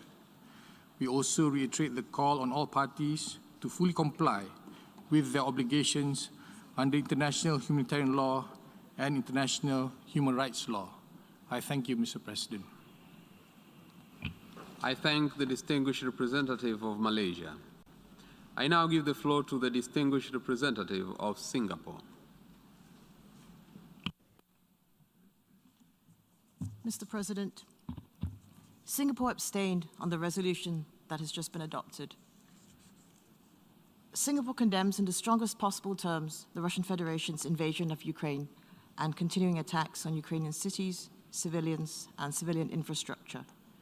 We reiterate our full support for the sovereignty, political independence, and territorial integrity of Ukraine. Singapore's position on this has been clear and consistent from the beginning of this war. This is why we co-sponsored and voted in support of Resolution ES-11/1, Resolution ES-11/2, and also co-sponsored Human Rights Council Resolution 49/1. Mr. President, Singapore is gravely concerned and distressed by the latest reports and images from Bucha and other Ukrainian towns of high civilian casualties and destruction of civilian infrastructure. We strongly condemn any violations of human rights and international humanitarian law. In this regard, we urge the full and urgent implementation of Resolution ES-11/1, Resolution ES-11/2, and Human Rights Council Resolution 49/1. In particular, we note the establishment of an independent international commission of inquiry to investigate all alleged violations of abuses of human rights in Ukraine and await the completion of its work and its findings. There must be accountability for any gross and systematic human rights violations that have taken place in the war in Ukraine. We urge all parties to cooperate with the Commission and allow full and unhindered access for the Commission to gather evidence and conduct its work. We must spare no effort to protect the civilian population in Ukraine and to ensure safe and unhindered humanitarian access to all those in need. We continue to call on the Russian Federation to cease its offensive military operations immediately, to remain engaged in meaningful negotiations with Ukraine, and to work towards a peaceful settlement in accordance with the UN Charter and international law. Thank you, Mr. President. I thank the distinguished representative of Singapore. I now give the floor to the distinguished representative of Brunei Darussalam. Bismillahirrahmanirrahim. Mr. President, Brunei Darussalam expresses concern over the escalation of tension and military action in Ukraine and continues to closely monitor developments in the country. Brunei Darussalam condemns any violation of sovereignty, independence, and territorial integrity of any country and reiterates the importance of upholding the principle of a rule-based framework and respect the international law.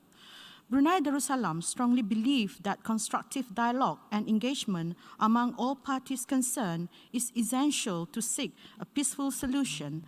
We further believe that the suspension of member states is counterproductive in addressing any concern and may further aggravate the already dire situation.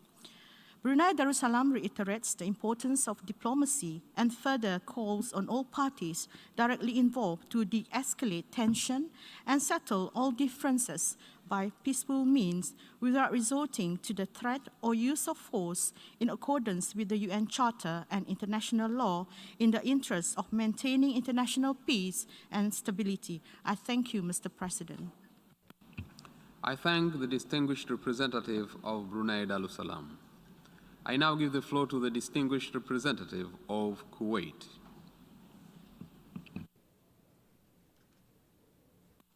شكرا السيد الرئيس. لقد صوتت دولة الكويت Thank you, Mr. President. Kuwait abstained in the vote on the draft resolution, which has just been adopted at this special session of the emergency special session of the General Assembly. We support the human rights bodies which have been established. We protect those organs against the politicization. We wish to strengthen dialogue and objectivity in matters of human rights. We condemn all violations of humanitarian international law and violations of human rights by anyone and whatever the place where the acts are committed. We have followed with concern all of the images and information which we have had in recent days, which have revealed the extent of the violations of international law and humanitarian international law against unarmed civilians. And we appeal to the United Nations Secretary General to conduct an international inquiry which is transparent on these crimes, to know who are the perpetrators, and to confirm all parties to the conflict should respect their commitments under international law, including the Geneva Conventions of 1949 and the optional protocols, as well as international law to protect civilians, civilian sites, and in order to protect workers in humanitarian terms and medical personnel, as well as humanitarian workers. It is important to guarantee the delivery of humanitarian assistance to those in need. We reaffirm that, and we welcome the efforts made by United Nations bodies to put an end to hostilities. Ever since the start of the war and military operations in Ukraine, Kuwait has reaffirmed its position of principle, which is to respect United Nations principles, respect the territorial integrity, independence, and sovereignty of states, and non-interference in their internal affairs. We must not use force or use threat of force and end conflicts by peaceful means.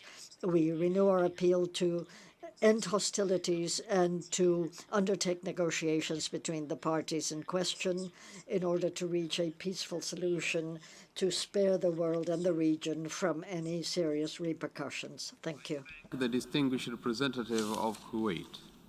I now give the floor to the distinguished representative of Kyrgyzstan.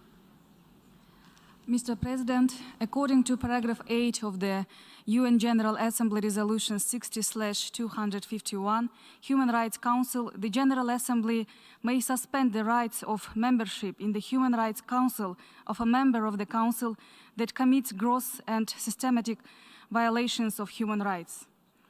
This paragraph requires that there should be confirmed facts of gross and systematic violations of human rights. Our position at the moment is that we should wait for the results of impartial investigations into all possible gross and systematic violations of human rights in Ukraine, including the results of the investigation of the Independent International Commission of Inquiry, established by the resolution of the UN Human Rights Council number 49/1. We are following the situation in Ukraine with great concern. It is especially alarming that fraternal peoples are involved in this conflict and human casualties could not be avoided. We express our grave concern over the deteriorating humanitarian situation in Ukraine.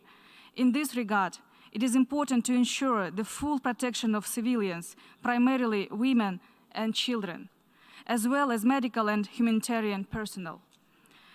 What is happening today, it is a real tragedy, the occurrence of which, unfortunately, was allowed by the entire world community. Kyrgyzstan expresses the opinion that the text of the draft resolution under consideration today on the suspension of membership of the Russian Federation in the UN Human Rights Council is characterized as politically driven. We are in favor of conducting an independent investigation, examining the results and facts provided by both sides. Mr. President, our position is clear. Any conflict must be resolved exclusively by political and diplomatic means, including through the creation of new formats and mechanisms. I thank you. I thank the distinguished representative of Kyrgyzstan. I now give the floor to the distinguished representative of Algeria. Thank you, Mr. President. تجدد الجزائر التزامها الثابت بالقواعد Algeria reaffirms its firm attachment to the fundamental rules and principles of the international humanitarian law and international human rights law, in particular the Universal Declaration of Human Rights and the international instruments for the protection and promotion of human rights, and expresses its firm condemnation of any proven violation of international obligations in this domain. There is no doubt the images we have seen in some cities are shocking and condemnable, and the alleged crimes they imply are of the utmost gravity. However, it is imperative to allow the existing UN mechanisms to investigate the facts on the ground in an impartial manner so that justice is done for all the victims, innocent victims. Ensuring that the competent UN mechanisms fully discharge their mandates in accordance with the rules of international law, including the relevant United Nations resolutions, far from any interference or prejudgment, constitutes for Algeria a sine qua non condition to establish the facts about the gross and systematic violations of human rights. In this regard, Algeria calls for respect of the principles of universality, objectivity, and non-selectivity on which the Human Rights Council is founded, and preserve it from any political dispute that might affect its mandate or its impartial treatment of human rights issues, in order to foster constructive cooperation and dialogue. My delegation believes that international multilateral efforts require the strengthening of dialogue and cooperation without any exclusion, in order to ensure their effectiveness despite differences in position. Any attempt to suspend from any UN body an elected member by the international community is not conducive to promote the virtues of multilateralism. While reaffirming its support for direct negotiations between Ukraine and the Russian Federation in order to put an end to military operations and guarantee an urgent response to the humanitarian crisis, Algeria reiterates its call for the intensification of international diplomatic efforts, aiming at preventing the erosion of diplomatic norms and in order to reach as soon as possible a political solution that can preserve the sovereignty, territorial integrity, and the legitimate and vital interests of the countries. My country, that has engaged in good faith in a good office's effort through an Arab group of contacts which has recently met with the two concerned parties, calls on the entire international community to refrain from any action likely to hamper the ongoing negotiations and prolong the crisis, and its global multi-dimensional consequences. They affect all the countries in the world. In the light of all of these considerations, the delegation of Algeria voted against the draft resolution. Thank you, sir. I thank the distinguished representative of Algeria. I now give the floor to the distinguished representative of Peru.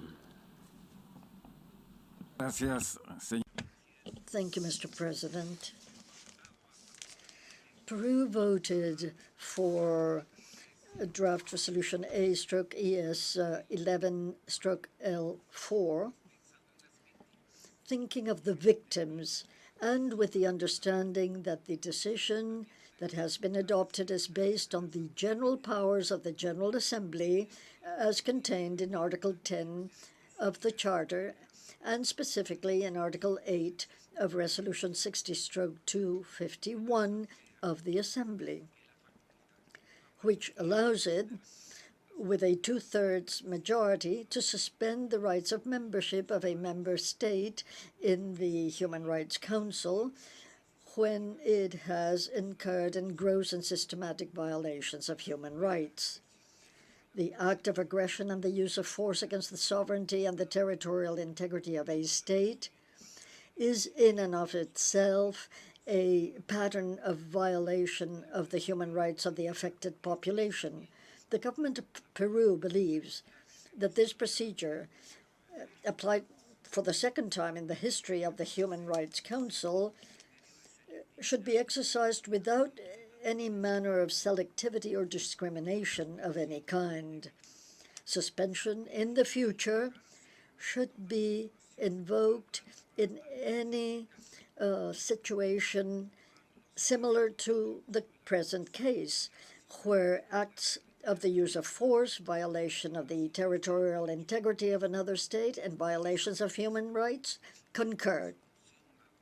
In that context, the context of a resolution adopted in the context of the responsibilities and the mandate of the General Assembly, the government of Peru believes that it does not prejudge the monitoring actions which are being undertaken or may be undertaken by the various mechanisms of the Human Rights Council.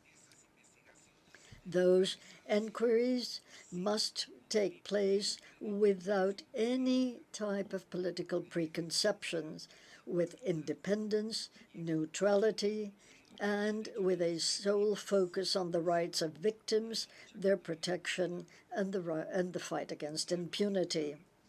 In particular, the delegation of Peru believes that the resolution that has been adopted should not prejudge nor predetermine in political terms the work of the independent international commission which the Human Rights Council has established with a mandate to investigate alleged violations of human rights and humanitarian law which take place in the context of the armed conflict in Ukraine, independently from the parties responsible for those violations, as may be determined. These investigations must take place under internationally recognized principles such as independence, expediency, objectivity, and non-discrimination. This is all the more urgent and imperative in investigating the massacre in the area of Bucha. Thank you, Mr. President. I thank the distinguished representative of Peru. I now give the floor to the distinguished representative of Saudi Arabia.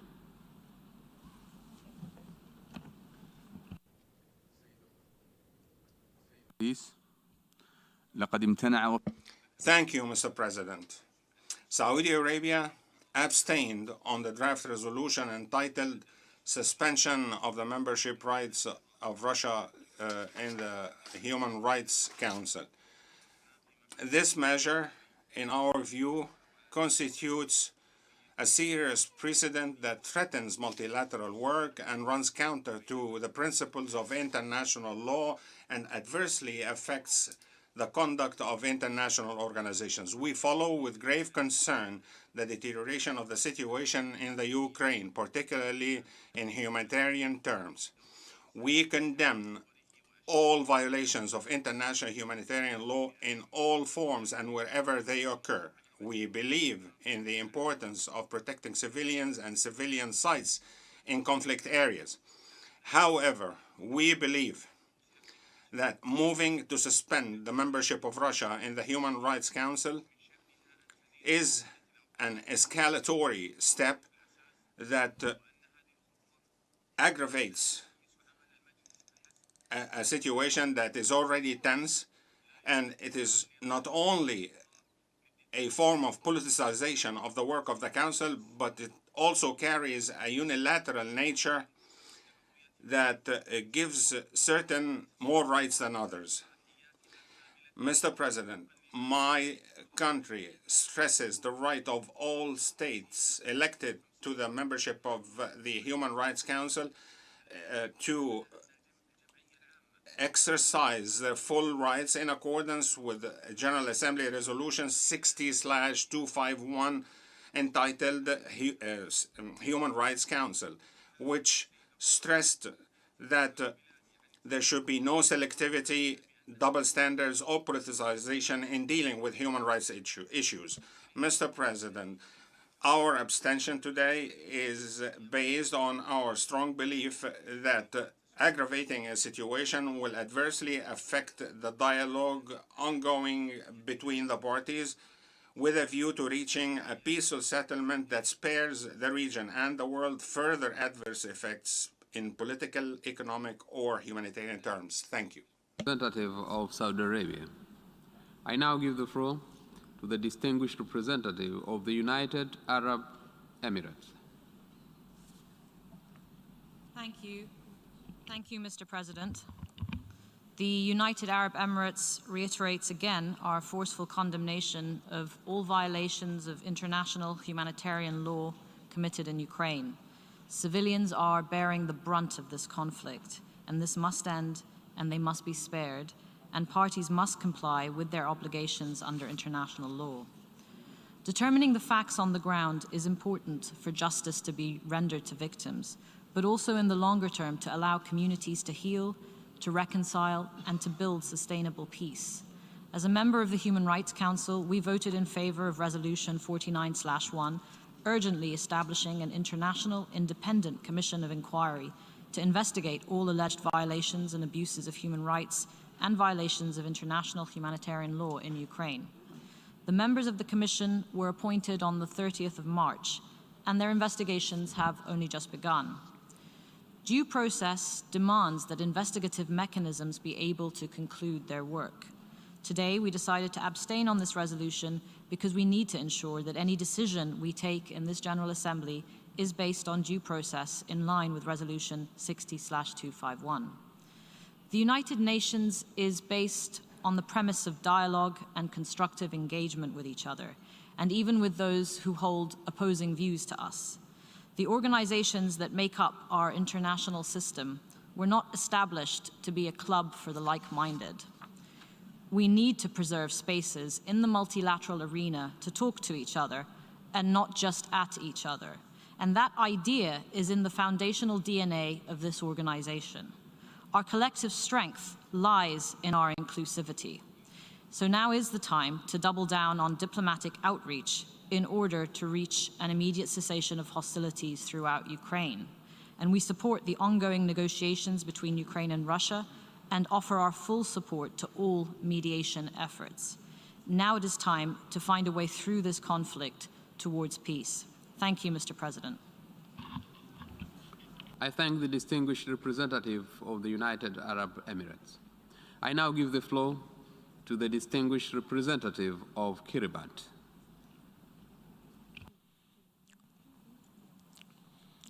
Thank you, Mr. President, and thank you for convening us on this emergency session to deliberate on a draft resolution that's already been passed, which has the effect of suspending a member of the Human Rights Council in line with the provision in a past General Assembly resolution that allows the General Assembly to suspend the rights of a member to sit and participate in the Human Rights Council if such member has committed gross violations of human rights.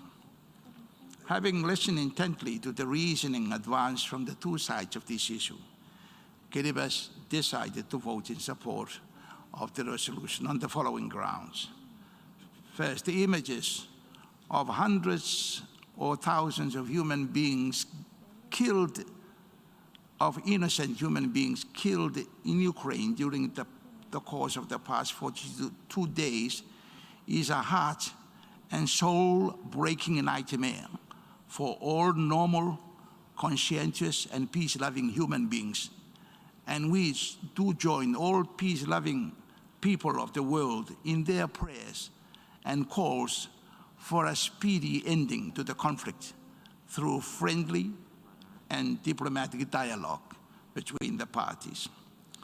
As a long-standing member of the Commonwealth of Nations, we believe it is a wise and civilized practice to encourage all its members to be loyal and faithful to the codes of conduct of the Commonwealth, which requires all its members to respect the rules of law, good governance, and the rights and freedoms of human persons, and to deter violations of such codes of conduct through suspension of any defaulting member, and at the same time allowing time and space for a suspended member to reform its conduct and get back to the agreed code of human conduct. This practice has worked very well in the Commonwealth for decades, and we believe it can also work well for the United Nations on any member who is seen by an overwhelming majority of members to have seriously digressed from the codes of conduct for UN membership. The suspension of Libya in the Human Rights Council in the past show that it is not entirely wrong to agree to a suspension decision at this time. Once again, we join the whole humanity in calling on the parties concerned to put down their arms and to come together and become part of one happy global human family. I thank you. I thank the distinguished representative of Kiribati. We have heard the last speaker in explanations of vote after the vote. We'll now hear statements after the adoption of the resolution. I now give the floor to the distinguished representative of Russian Federation.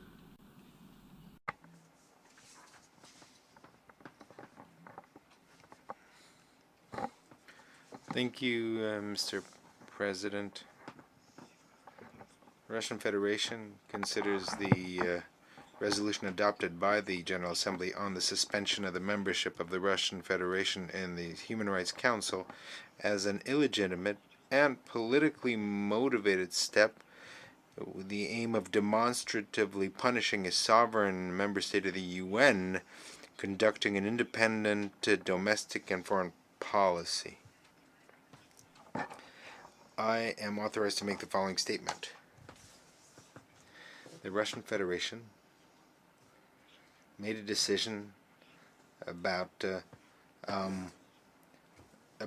ending or suspending its membership in the Human Rights Council before the end of its term on the 7th of April of this year. Russia has always considered the Human Rights Council as an important component of the universal system of promoting and protecting human rights, whose main role is to contribute to the development of a constructive and maximally depoliticized intergovernmental dialogue on key issues of the human rights agenda.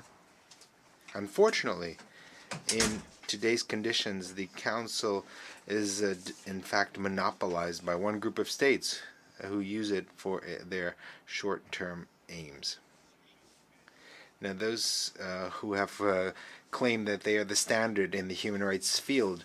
These states for many years have directly been involved in blatant and massive violations of human rights, or abetted those violations. In spite of its membership, their membership as members of the Council, they're not ready to sacrifice their short-term political and economic interests in favor of true cooperation in stabilizing the human rights situation in certain countries. Such actions violate the mandate entrusted by the international community on the Human Rights Council and overall undermine trust in this body.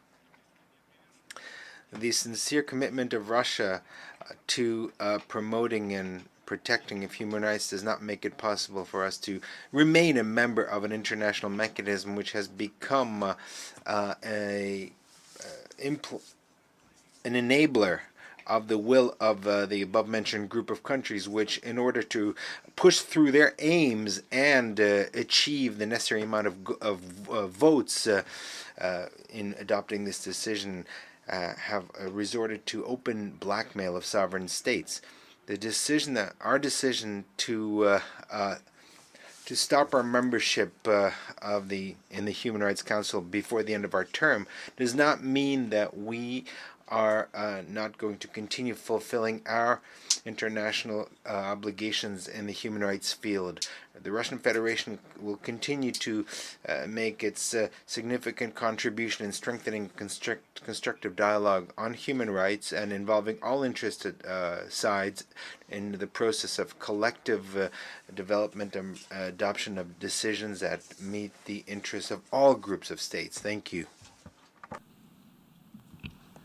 I thank the distinguished representative of the Russian Federation.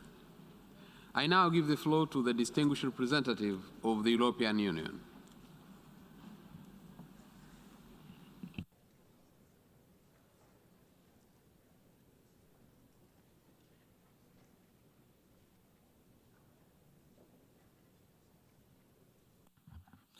Thank you, Mr. President, for convening us under the emergency special session. I have the privilege to address the General Assembly on behalf of the European Union and its member states: North Macedonia, Montenegro and Albania, Bosnia-Herzegovina, Iceland and Norway, as well as Ukraine, the Republic of Moldova, Georgia, Andorra, Monaco and San Marino align themselves with this statement. Mr. President, the scale and gravity of Russia's violations of international human rights law and international humanitarian law, as well as the violations of the UN Charter and the territorial integrity and sovereignty of another state, Ukraine, call for strong, united international response. Russia is responsible for a horrific number of casualties, human suffering, and forced displacements. Russian armed forces have been relentlessly shelling cities, schools, hospitals for well over a month now. The Russian authorities are responsible for the crimes committed while they have effective control of many areas inside Ukraine. They are subject to international law of occupation. The European Union supports all measures to ensure accountability for human rights violations and violations of international humanitarian law in Ukraine by Russian armed forces. The perpetrators of war crimes and other serious violations, as well as the responsible government officials and military leaders, will be held accountable. Today, this Assembly has decided that for now the Russian Federation is suspended from the Human Rights Council. Membership in that council is and shall remain open to all member states of the United Nations. But those members commit to uphold the highest standards in the promotion and protection of human rights. Russia has violated those criteria through its activities in Ukraine. The decision to suspend the Russian Federation, which the EU and its member states have supported today, implements the 2006 General Assembly resolution establishing the Human Rights Council, which foresees suspension of members that commit gross and systematic violations of human rights. Suspension is necessary to uphold the integrity of the Human Rights Council, the authority of the General Assembly, and the credibility of the UN human rights system. The rare decision this Assembly has taken today sends a strong signal of accountability and hopefully will help preventing and discouraging more violations of human rights. For the third time in a month, the UN General Assembly has adopted a resolution on Ukraine by a clear majority. Once again, the international community stands in solidarity with the people of Ukraine and all other people affected by the war of Russian aggression.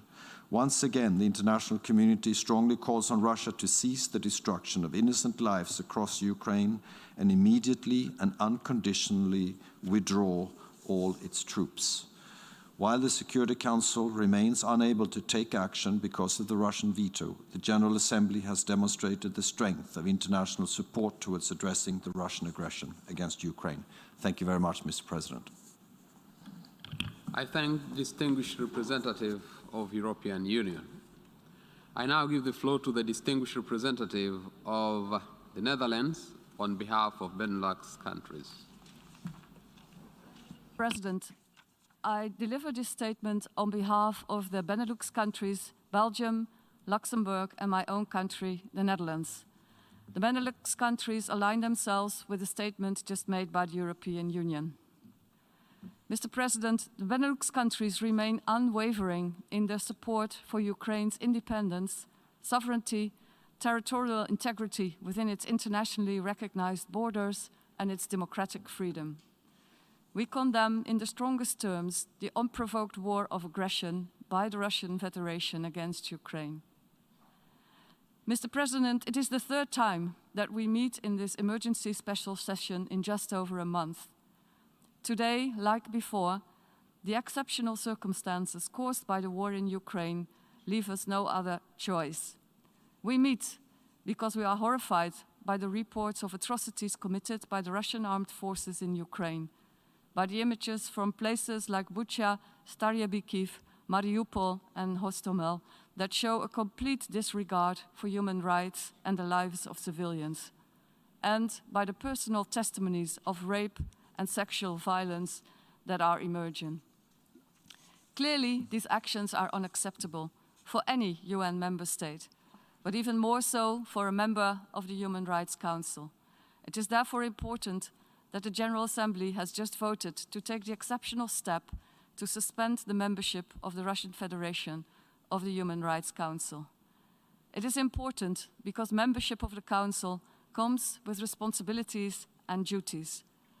Resolution 60/251, which established the Council, clearly states that Council members shall, and I quote, uphold the highest standards in the promotion and protection of human rights. Holding a seat in the Human Rights Council is not a free ride. The Benelux countries, as recent and current members of the Human Rights Councils, are strong supporters of its mandate, and we note that members sign up to a heightened level of public scrutiny and commit to engage with the Council in a spirit of dialogue, cooperation, and self-reflection, grounded in a desire to use their membership to strengthen the enjoyment of human rights at home and abroad. It is clear that with its actions in Ukraine, the Russian Federation is failing its responsibilities as a member of the Human Rights Council. But, Mr. President, this is not just about the Human Rights Council. What is at stake is the credibility of the UN as a whole. The UN Secretary General, in his statement to the Security Council on Tuesday, clearly stated that the war in Ukraine is one of the greatest challenges ever to the international order and the global peace architecture that was founded on the United Nations Charter. That is what is at stake if we allow the Russian Federation to commit these crimes without consequences.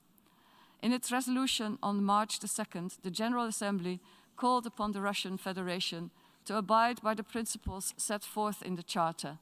And yet, we are confronted with the opposite, further violations of that same Charter.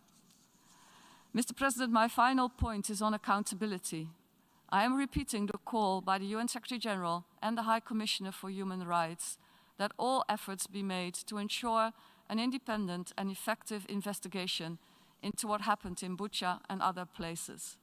We therefore fully support the work of the Commission of Inquiry that was established by the Human Rights Council and the essential role of the International Criminal Court when it comes to investigating possible war crimes, crimes against humanity, and genocide. These efforts complement the investigations undertaken by the Prosecutor General of Ukraine, which the EU stands ready to support. So let's be clear, the perpetrators of these crimes are being watched and evidence is being compiled with a view to their prosecution. We owe it to the victims and the family to find the truth and to provide justice and accountability. Mr. President, there is of course a solution to stop these atrocities. The Russian Federation chose to start this war of aggression against Ukraine. It can also choose to stop it, to immediately cease hostilities, withdraw its troops, and fully respect international humanitarian and human rights law. I thank you, Mr. President. I thank the distinguished representative of the Netherlands. I now give the floor to the distinguished representative of Lithuania on behalf of the Baltic countries. United Kingdom, point of order. So, point of order. There is a point of order requested by the United Kingdom, and I would wish now to give the floor to the United Kingdom for the point of order. Many thanks, Mr. President. We're very sorry to take the floor and interrupt the flow of statements, but we would like to seek urgent clarification from the Russian delegation as to what precisely they just said in their statement. This General Assembly voted just a few moments ago to suspend them from the Human Rights Council, and that is now done. But it seemed to us that they were suggesting that they were also withdrawing from the Human Rights Council, which has a different effect. Now, setting aside the fact that that sounds like someone who has just been fired, tendering their resignation, may we just ask the Russian delegation to be precise on this point? Are they going to be sending a note verbal to member states and to the relevant authorities indicating their full and formal withdrawal from the Human Rights Council for the remainder of their term? We think that has a different effect in terms of the next actions that need to be taken and their status. Thank you, Mr. President.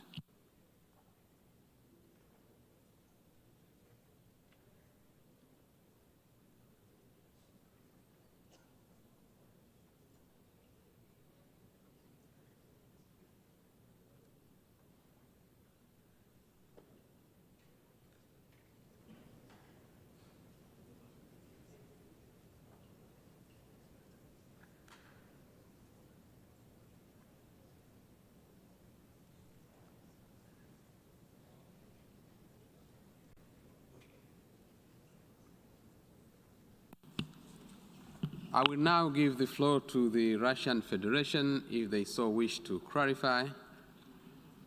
You have the floor. Thank you, Mr. President. We would like to explain that the question that was just asked is not does not refer to a point of order, but in fact it refers to the substantive part of our statement. I think we made a very clear statement. Thank you for your attention. I thank the distinguished representative of the Russian Federation.